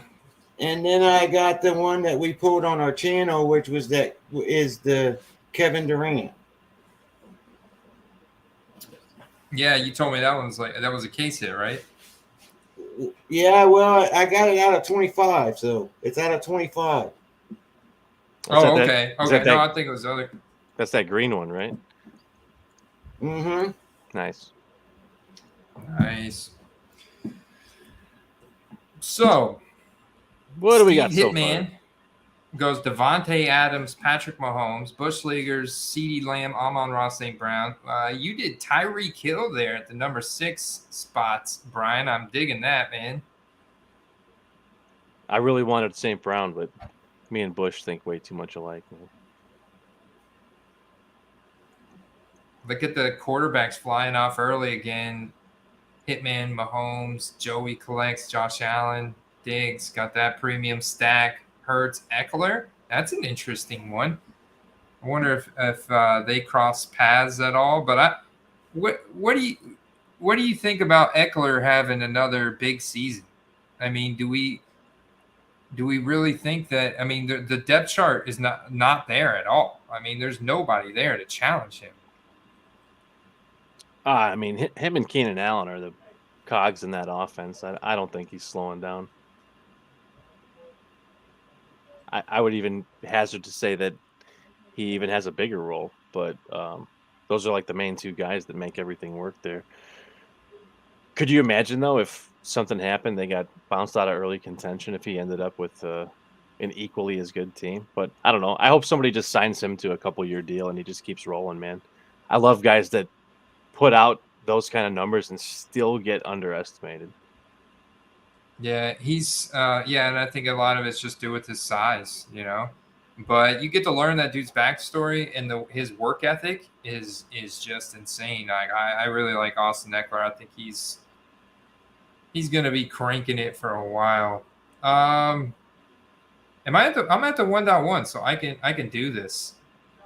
Screw you guys. I go Bengals alpha double stack. Let's go. Hey, that looks familiar.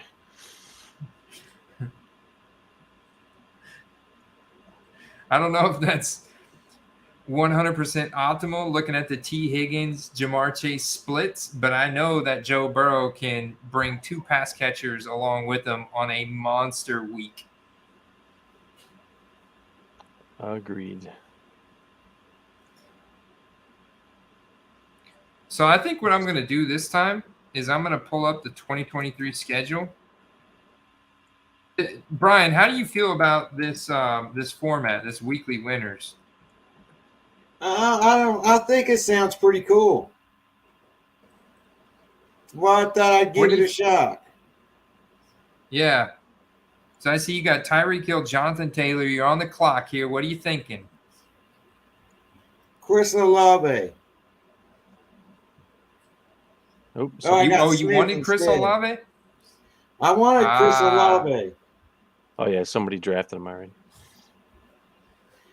Well, Chris Olave has the weakest schedule this year. Yep, you're right. So I was going to get him and then match him with Derek Carr. That's an interesting play, man. Especially looking at Chris Olave's deep threats from last year were insane. So they have the weakest schedule this year. Now, the one thing about the weakest schedule I find interesting is that could go, I guess, against your plan, only because think of it, if their schedule's so weak and they get up on teams, do you think that they would run the ball more and play a more conservative game approach in a positive game script scenario than if they were always like behind? 2 or 3 touchdowns, he already got his points. It don't matter if it's point. 4 quarters or if it's just in a half. That's a good point. puts up 3 tutties and 100 yards, that's still going to be 18 plus 10, 28 points plus the bonus. So, or I'm not sure if they have a 100-yard bonus, but that's going to be, it's about 30 points. It's about 30 kind points. Of the way I look at it. I think 30 points is definitely good enough to get you a championship week. Mm-hmm. Also, because in this format, you're playing against like 250,000 other rosters every week. Right. And I also think that Jonathan Taylor's going to have a great year. That's an interesting take. I know that's going to be music to a lot of guys' ears out there that have invested in their rookie cards. Well, last going year back he to was a first-round pick. Now all of a sudden he dropped. Now he's got the 29th week of schedule. So I think so. That's what I think. I dig it, man. And he was a guy that, like, if you go back and look at his game log from, I'm curious. Last year, did he have any big games at all? I know he missed a bunch of games. He only played 11 games. But, okay. So he still had a 24-point week last year where he was the RB1 on that pathetic season. That was against the Raiders. But, man, I love that pick because you go back to 2021 and he had a 53-point week against Buffalo, and he had a ton of 25, 35-point weeks, 28, 32. He was just smashing it every week, and that's why I love picking guys like him. I think that's a smash play, man. Great pick. Kenneth Walker, another one that I really like too, man. You're not worried about Zach Charbonnet at all then, huh? Nope. I love it, man. Love the confidence I like to pick there in the that ones pick. that have already been proven on the field. All right, Andy. Let's see the direction Andy's going here.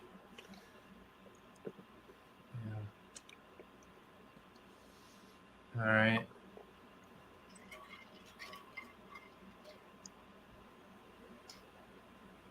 I'm going to go ahead and snag me an elite tight end.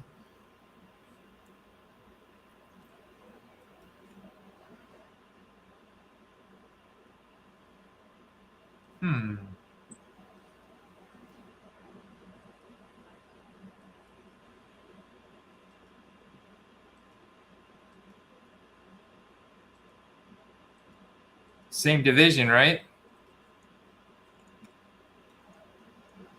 As Cincinnati and Baltimore. So they play each other twice. I dig it. So, starting to build a little game theory. J.K. Dobbins racks up 4 or 5 touchdowns. Joe Burrow airing it out. T. Higgins, Jamar Chase go off against Baltimore. You get that twice per year. And then you've got a T.J. Hawkinson, which is just any given Sunday, he's going to go nuclear,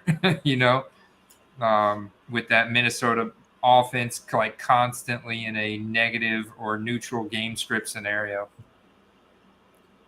We'll get to see how bad their defense really is week 1 because they're playing the Bucs. If the Bucs can hang in there and the Bucs look decent week 1 against Minnesota, then you just know Minnesota's defense is god awful. Trask for 350. Yeah.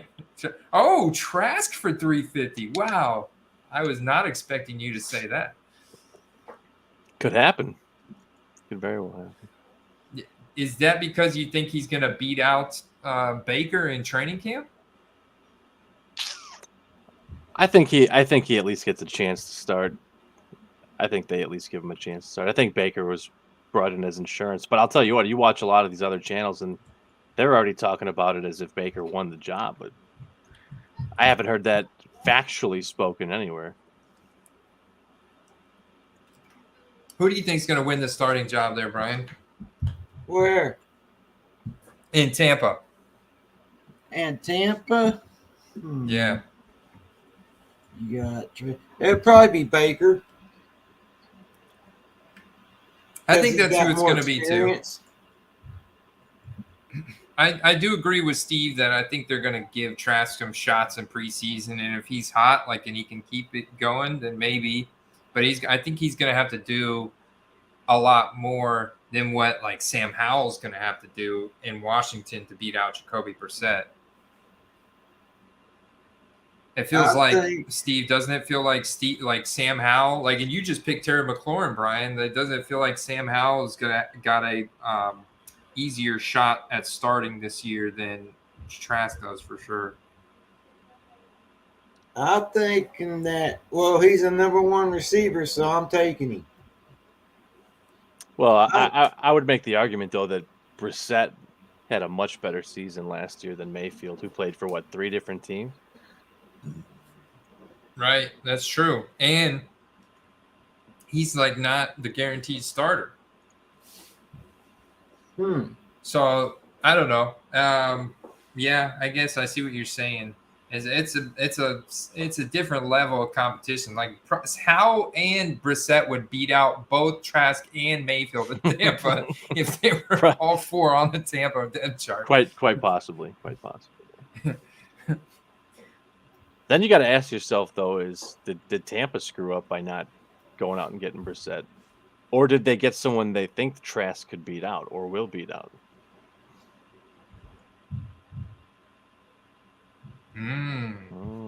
That's some serious galaxy brain shit right there.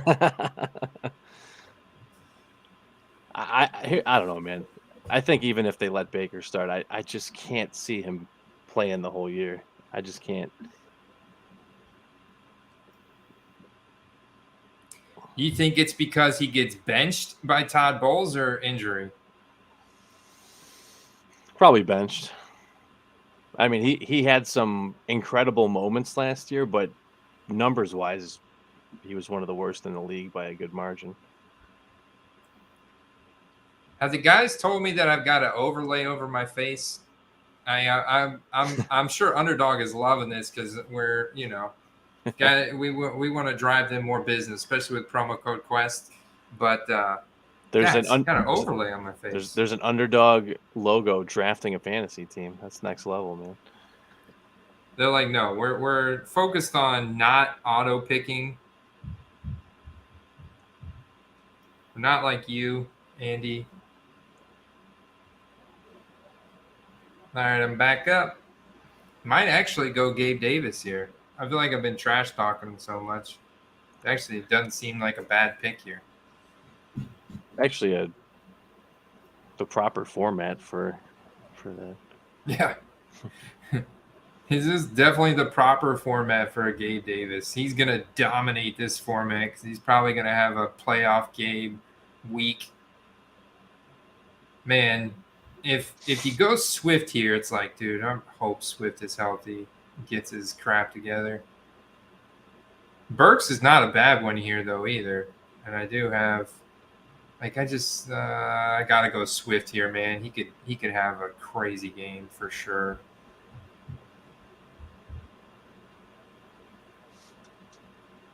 This is a totally different roster you build out from the one hole than the back of the back of the lineup. Andy, I saw you say something the other day about Rashad Penny being hurt, but I couldn't find that info anywhere. Is that confirmed or is that speculation? I heard it from a very reputable fantasy football analyst that I think it was the guy who worked for NBC Sports Edge. But I tell you, I haven't found that myself. I'm going based on what he said. And I don't even know if it was published or what source he heard it from or whatever. But he didn't say it was a definite thing. He said it was something like he heard. Okay. The more I'm trying to legitimize it's getting worse by the second.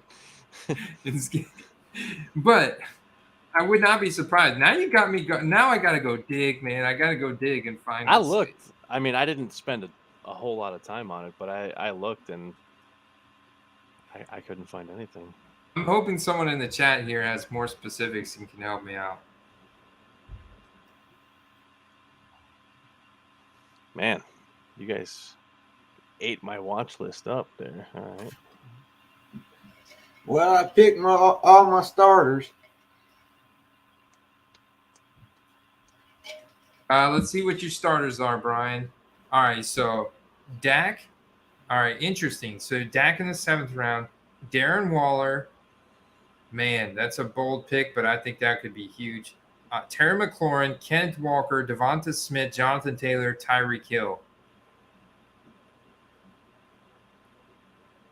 I like it, man. I see a lot of potential there. Now, are you going to try and stack anybody on the Cowboys with Dak Prescott, or are you running them naked? No, because I'm gonna pick another quarterback here in a minute. Oh, interesting.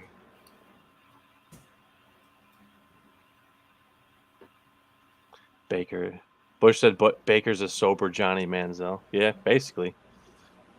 That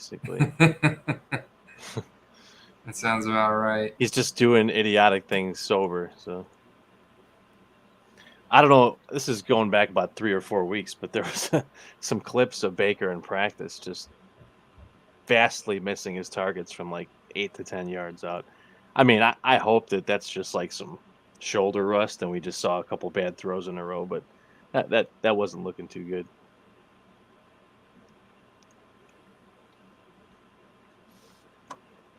If I was Tampa, I'd be going out and trading for Jameis Winston, man. At least that guy can chuck the ball. I love these guys from Player Profiler. I'm not finding it either, but I did find this, which I thought was interesting. Top 5 injury risk, and they have their injury risk calculator out, which is pretty cool. It's got all kinds of algorithm in there, like calculations around how likely they are to get injured. Christian McCaffrey, Saquon Barkley, Deebo Samuel, A.J. Brown, Rashad Penny. Interesting. I don't know if I agree with that McCaffrey one. I mean, he played a awful lot of football last year. But think about every year before that, going back to damn near his rookie year. Well, you know, you saw he had a couple good years, and you saw the teams he played for. I mean, you were asking him to be the whole football team. I think that's going to make most people, not every workhorse back is oft injured, but it's putting you in a likelihood scenario of getting hurt. Saquon, same thing, you know. I think I'm going to go second quarterback here with Anthony Richardson. Because that rushing upside that he's got, that athleticism just could be insane, man. Oh, get me a Detroit wide receiver here. It's tough. No, yeah. Let's go J-Mo, man. His stuff's still expensive. Yeah, I have to agree. I've seen it all over, though. I mean, that just tells you that not everyone's sold on him, because I've seen some incredible buys out there, but I've also seen like a steady, firm hold on the average price. Top 5 fragility rating. Paris Campbell, Rashad Penny, number 2 at 9.6. Sterling Shepard. That's 2 of the Giants wide receivers. Christian McCaffrey, Devontae Parker. Makes sense to me, except the one that you really don't agree on is that Christian McCaffrey. How is Shepard? I don't know. I guess 9.6 and 9.8 aren't that far apart, but how is Shepard not number 1 on that list? He is always hurt. He's missed what? He's got ACL surgery like 2 or 3 years in a row. Yeah, man. He's always hurt. But yeah, CMC's rap sheet is getting pretty long. It's getting pretty long. I think it's just all the injuries in 2021 and 2020 that really have them concerned. Plus, just the fact that he does get a lot of volume. He is 27 years old, and he does kind of, The guy's a very physical runner at the same time that he is such a good pass catcher.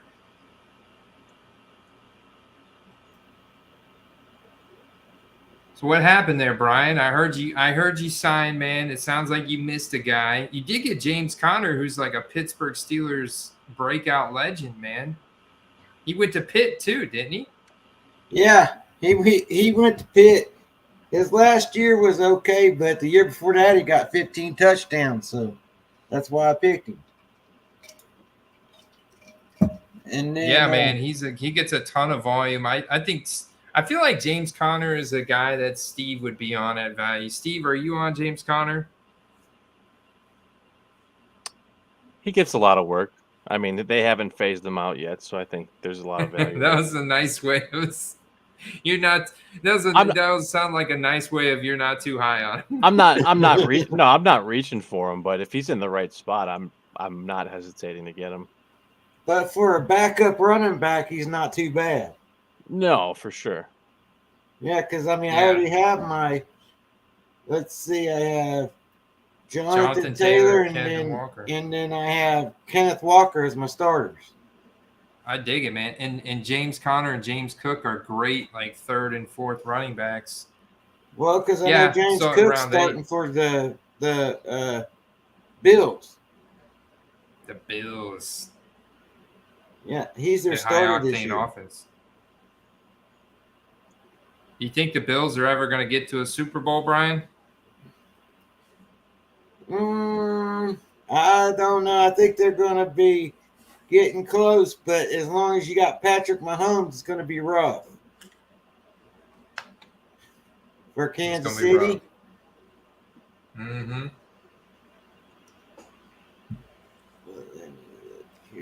Hey, Steve, Francis 1966. That's Tom, right? Yeah. See what he got Bijan at the 1.10. He went Bijan. Yeah. Let's see if he got Miles Sanders. He did not get Miles Sanders. Got Pacheco. You got Jameer and Jamal Williams. He would have had to reach on Miles. He could have got him at 63.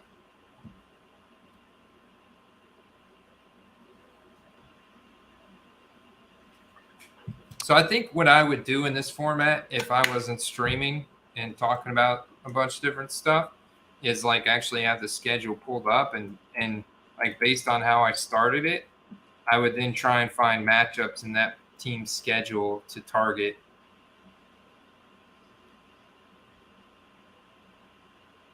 Or opposing players in the same division, like J.K. Dobbins versus the Bengals, Joe Burrow, T. Higgins, and Jamar Chase. Probably a late round guy like Isaiah Likely, or I'm sure there's still some Baltimore wide receivers available would be good for my roster too. Don't you think? Yeah, I mean, Likely, didn't have a outstanding season, but he had some outstanding weeks, and those just have to line up with your other guys. I'm up. Oh,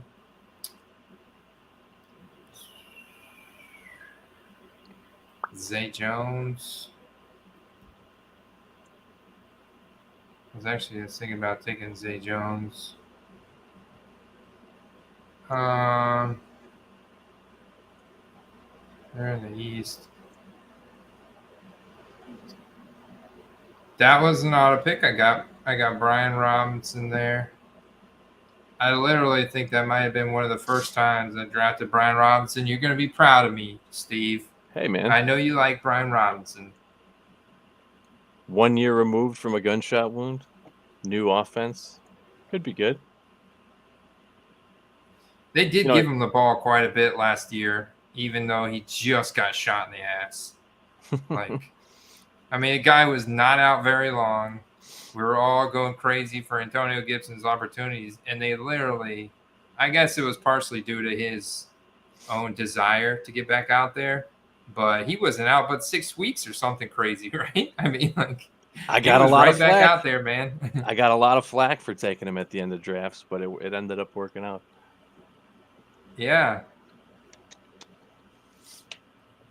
He got decent volume.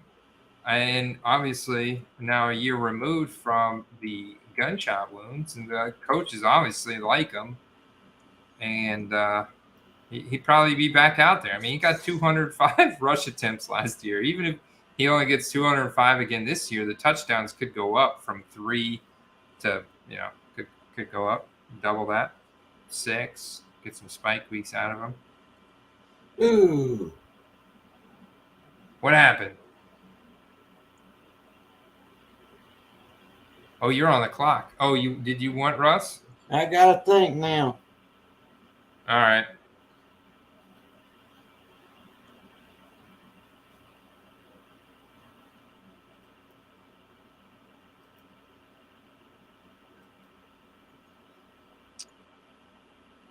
Myers. I wanted that Mooney from Chicago. Mooney is money. Yes, he is. I feel like this is the most likely time in the draft where your watch list will just start shrinking. You're not starring up every guy early in the draft because you know they're just not going to make it back to you. But Jeremiah is on the Team Brian Robinson flag plant. I think his value. What a Brian Robinson. They should make some kind of gunshot card for him, right? I mean, it's synonymous to his rookie year. that would make for some incredible accolades.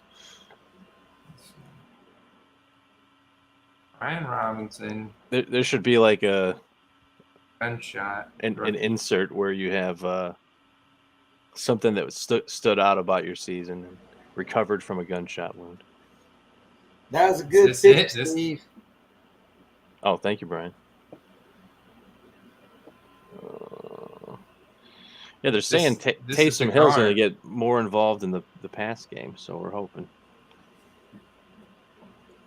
31 out of 99 luminance. This is him. He just got shot and he's falling no. Just short of the goal line. What a flattering picture.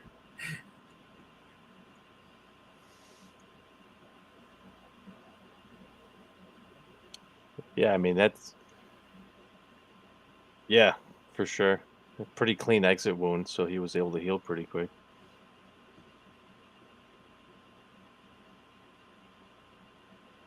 Now, I would guess his rookie cards are going to be very, very cheap. There was a tie-dye there. I saw it. Yeah, it was like 6 days out. Did you really put shot in the search? Yeah, I did, man. I'm looking for... I want something very rare, something very special. Are you looking for like a custom card? I'm sure you can get one of them. A Panini Instant from the from the crime scene, like picture of the wound. I don't know. Maybe like get a little patch in there from the shorts that he was wearing when he got shot. The wound gauze. One of one wound gauze. I mean, I bet you that card would go for thousands. First of its kind, for sure.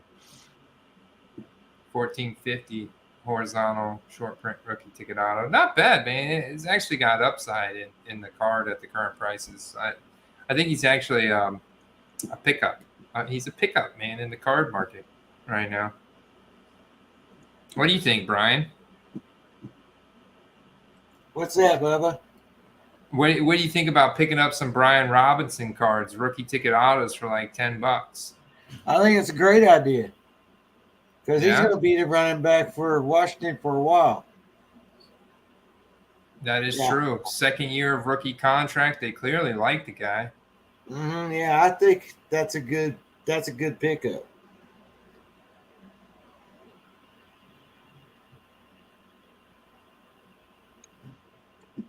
Got Tank Bigsby. It's time for me to Oh, I got auto drafted. Oh. Are you on autopilot? No. No, Oh, you got auto picked on the Dalton first one. Schultz. I got Dalton Schultz, man, with Nico Collins. This whole roster's dead. This whole roster is dead. Light stick. I just spent pick 144 on Dalton Schultz after drafting Nico Collins. Well, you know what round you got to 11. do now, right? I got to upload a new audio bit for this one. Is that what you're gonna say, Steve? No, that's funny. But I was gonna say draft their QB. Oh, go for a late CJ Stroud. Go for the fences. Yeah.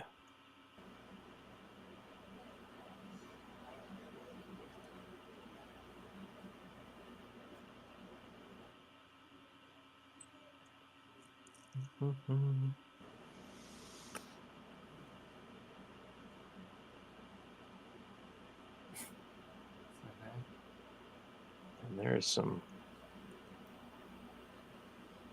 Oh, Tom got me. You're not even a Bears fan. Just kidding. You're not even a Bears fan. Let's see. All right.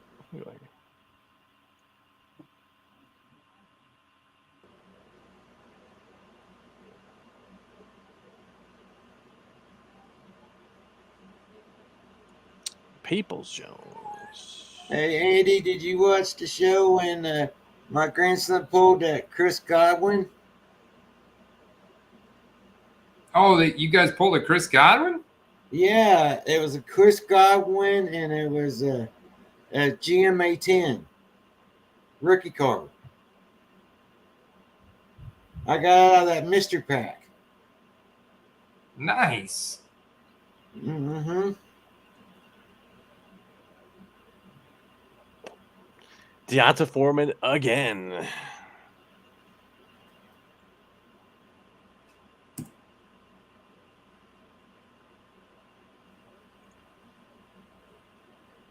Okay. Oh, man. See That pick is way better than the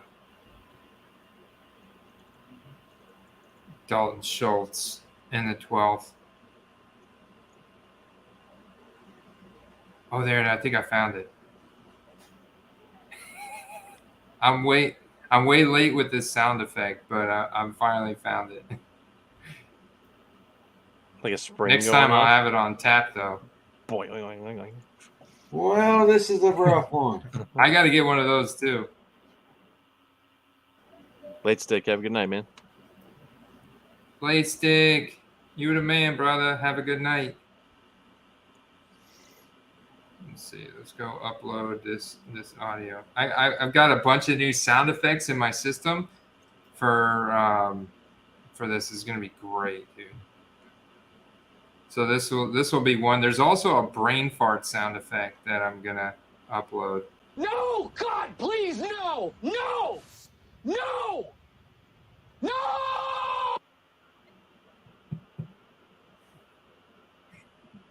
Steve Carell in the office. That's up now. That's locked and loaded now. When you got like a stream. You got like one of those stream decks on there. We got all these programmed in there. Yeah. So this one's going to be a brain freeze. I'm going to do this one as the brain freeze.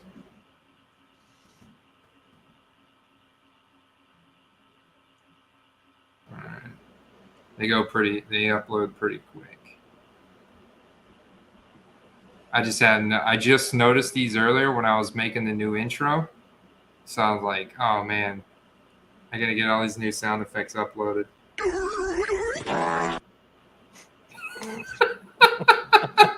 That's the brain freeze. Right now, I'm doing it. I got 16. I got auto picked again. Oh my god. Again? No! God, please, no! No! He got auto-picked again. No! No! Oh man, come on! You got 10 seconds. Oh my God! No, seriously, no.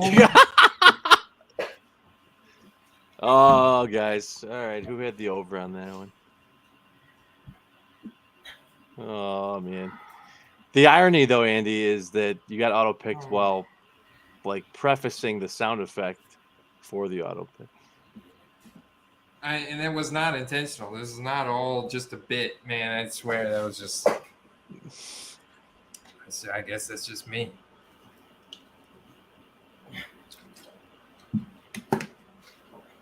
I had no desire to. I'm actually not too bummed out about Mims, and I didn't get Cooper Kupp, so I got nothing to do with Stafford. Now I've got Joe Burrow, Anthony Richardson, and Matthew Stafford.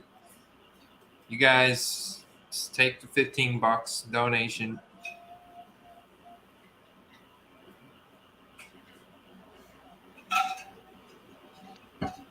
You know what's great, Andy, though, is you only got to win 1 week.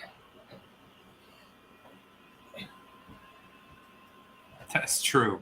Just 1 week, man. Don't be down.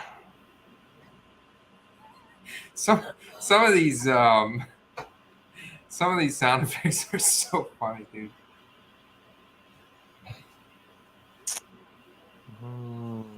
I gotta get some of these.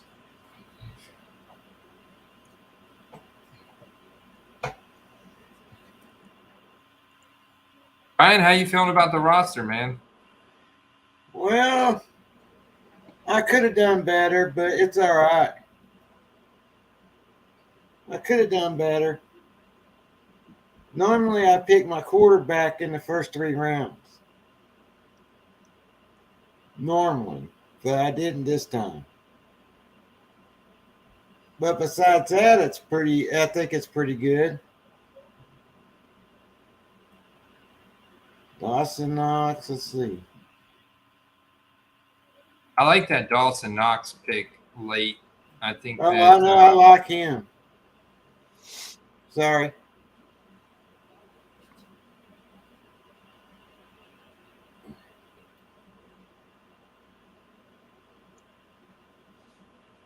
Francis.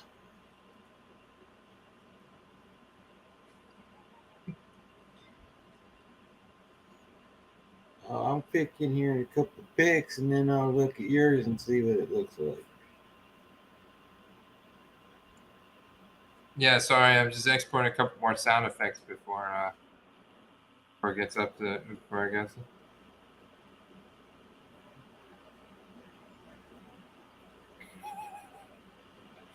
Dude, wait till you guys hear some of these.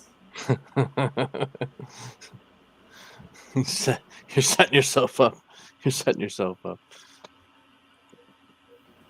Now, you know I had to get my Steeler quarterback. You get him? Yeah, I Nice. got him. So who'd you stack him with?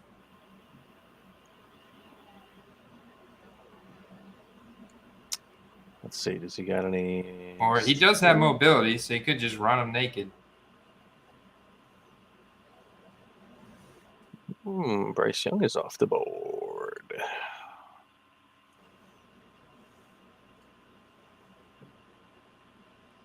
All right, let me see.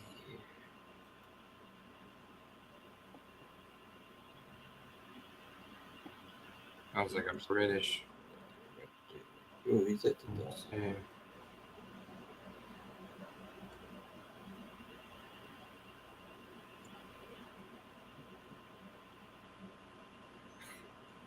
Have you ever heard a goat scream, Brian? No? Well, what? Have you ever heard a goat scream? Shoot, I'm on the clock. Oh, Tim Patrick, baby. All right. We're talking. We're in the game. How many wide receivers I got? 4, 7. I better go RB here. 4 RBs. Gus Bus. Maybe a Clyde Edwards-Helaire.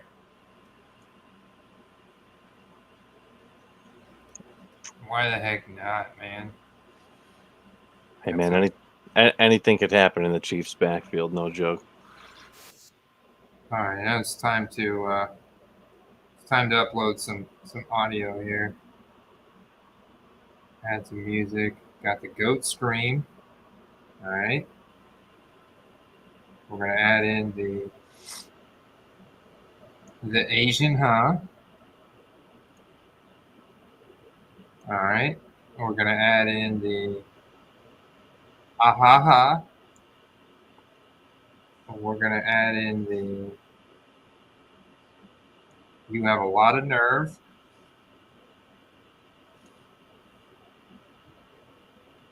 All right. All right, here's a goat scream for you, Brian. I feel like the auto pick should be like the sound of something malfunctioning. Ooh, that's a good one. Huh? Stroud got taken. Aha! You have a lot of nerve. That one's a little bit more serious. Sound effects that you guys could plan in the chat. Maybe that's some feature I can open up on YouTube. He'd want to have like a window breaking or something too. That'd be cool.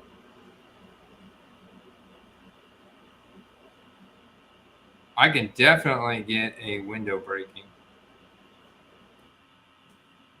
A good window breaking would be a nice sound effect every once in a while, right? Who doesn't like the sound of glass break? Glass break. Oh, I got all kinds of glass breaks. No, I need like a real window breaking here. These are all weak. Give me a real window break. Oh, there it is. Found it. Glass break 12 is the one, Steve.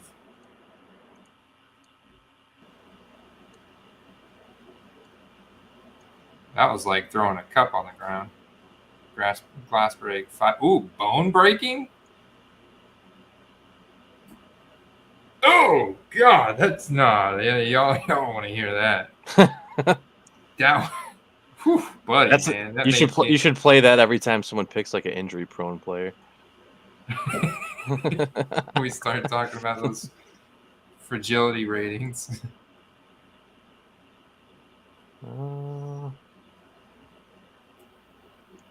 You know what? Let's be different. It's a gamble pick, but we're being different. Walk me through it, Steve. Jimmy G. I got Devontae Adams and Hunter Renfrow to go with. So Mahomes is going to probably play, pending an injury, probably be my starter every week. So just a little insurance just in case. There you go. See, we got the glass break. Decent. I like this glass break.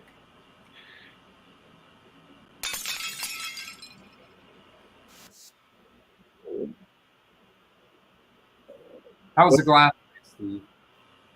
You need the one from Stone Cold Steve Austin. What happened to your audio, man? I'm losing you. Me? Yeah, you're in a warp tunnel. I think your cable came loose. It sounds like when your cable came loose. Oh, now you're muted.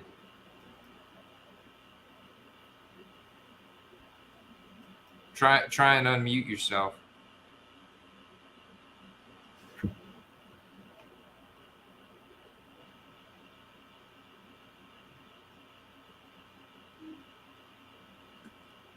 Hey, he is muted, isn't he? Yeah, I think he is muted. Ooh, do you watch wrestling at all, Brian? You know, a Stone Cold Steve Austin glass break. Yeah, that's what he used to come out with. Oh yeah. Didn't he used to come out doing like a shotgun of beer? He'd like Yeah, shotgun he would like take 2 beers. he would once. take 2 beers and hit them and then drink them. is what he would do. He'd open them up and then hit them and then drink them.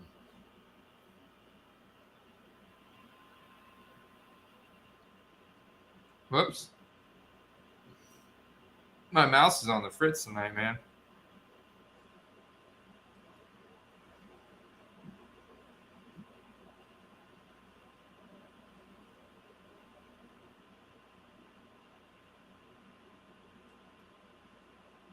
What's it say your weekly projection is?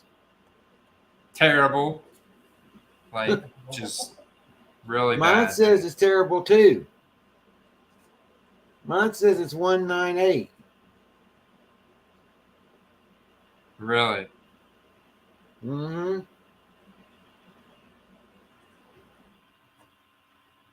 I found a song. It's like wait, your projection's 198? What'd you say? Yep. It says 198. It says my position was 6th, and then it says weekly average projection is 198.60.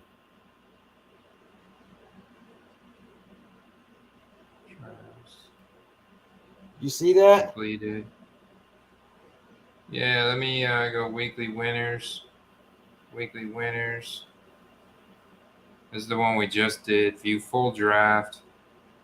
Yeah, it says yours says 19350. Oh, yeah. Weekly average projection. Oh, okay. I see how you're saying. Yeah, because this is different than the season-long projection. So they're not giving you a season-long projection like they were in Best Ball Mania. This is a weekly average. Okay, so 193.50. Okay, yeah. I mean, that sounds good. What does yours say, Brian? Mine says 196. No, mine says 196. 198.60. 198.6. Nice, brother.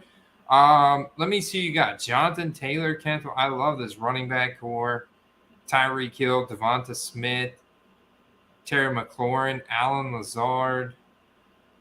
And solid wide receiver core. Threw in Gallup and Robinson there at the end. Got Robinson to stack with Kenny Pickett. Look at you, man. That's pretty slick. And you got Jordan Love. Man, that's pretty slick. Waller, Everett, and Knox at your tight ends. Yeah, I thought I did. I thought I did all right on it. Looks pretty good. Steve, are you live out there, brother? You're still muted, you, buddy. You're muted. I won't let me unmute you. Or I would unmute you. Won't let us get involuntary audio from Steve. Well, let's play a little. No. Hey. Working. Oh, hello. Coming. Working. Here's something. You're back. Test. Test. There you are. Hey. I don't know what the heck happened there. Talking to myself, I guess. That was wild, man. What were you saying? Oh, I was just chiming in when you guys were talking. But yeah, I guess it's working now here. I guess I don't know what happened. It said my mic was unplugged, but it wasn't, and then it said I was muted when I plugged it back in. So, but at least we solved quickly the problem there. You guys pretty happy with the results of this so far? I know. I think Brian is. His team looks really good. With this format, it being so quirky, I think I will do more Best Ball Manias, Steve, because it's just I feel like there's more strategy going into that. This format, I don't know. Maybe it'll grow on me a little bit, but man, this is just a totally different format when you think about it. Yeah, if it's something new to try for me, I've never tried it, so that's my first time I've done that one. Honestly, for the same reason that people don't want to do this one, it actually kind of makes me want to do more of them.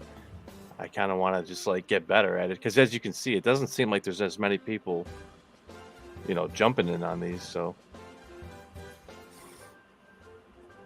I kind of want to I want to master the craft of doing these and just get some good sheets together. Plus, I get it's not the 3 million grand prize, but at $15 a pop, you got a lot of opportunities to win respectable money. And Yeah, what, it no just doubt. pays out every week? Does it pay out every week, Andy? Every week, brother. Because Shelly was asking Yes, me sir. about that. About the Yes, draft sir. that pays out every week. So That's this one, man. I got We 3 in appreciate already. you drafting. Time to keep Yeah. doing more.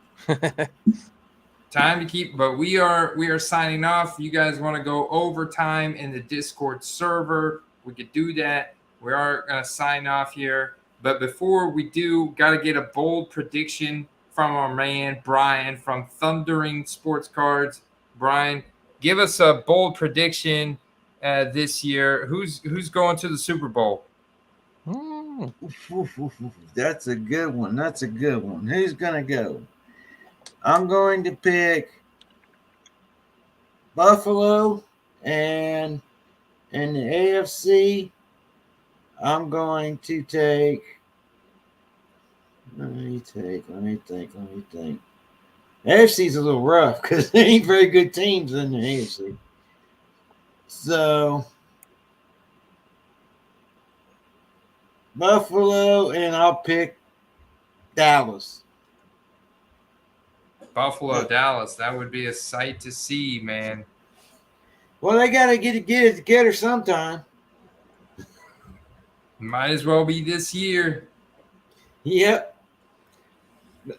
That's And who what I'm about- taking. Give us a bold prediction for the card market. Give me a guy that you think is going to go up a lot in card value this year. Jordan Love.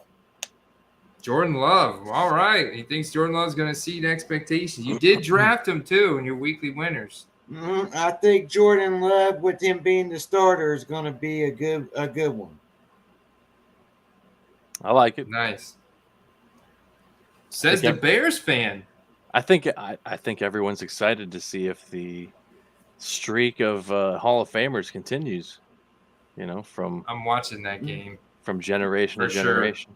Sure. But Yeah, I know. sorry, Tom. I think that the Bears break the losing streak here. But that's my there you have it, guys. I appreciate that, Brian. Really, thank you for coming on, drafting a best ball team with us, man. Had a lot of fun. For Steve, Brian, people can find you at Thundering Sports Cards, right? Yep, Thundering Sports Cards. Awesome. There you I have it, open guys. cards up with my grandkids. Nice. Pleasure having you, Brian. Pleasure having Hey, you it guys was in the chat. nice seeing you, Steve. Always a pleasure, and looking forward to doing a whole lot more of these, right, Andy? Oh, Yes, yeah, sir. I'll do some more with you guys. Right on, man. Let's keep Yep, it going. we'll do more, and we're gonna have special guests like Brian tuning in with us all off season long. It's gonna be a lot of fun. We're gonna bring in a lot of people from around the Quest. So if you're out there in the chat, you guys are you guys want to reach out to me, you want to come on the stream, do a draft with us, kick it for a little bit, just send me a DM, let me know in the Discord server or wherever, and we'll make it happen. Yeah, it's fun. I really liked it. So Cool. Yeah, buddy. All right, y'all. Peace out. Good night, everybody. See you next week.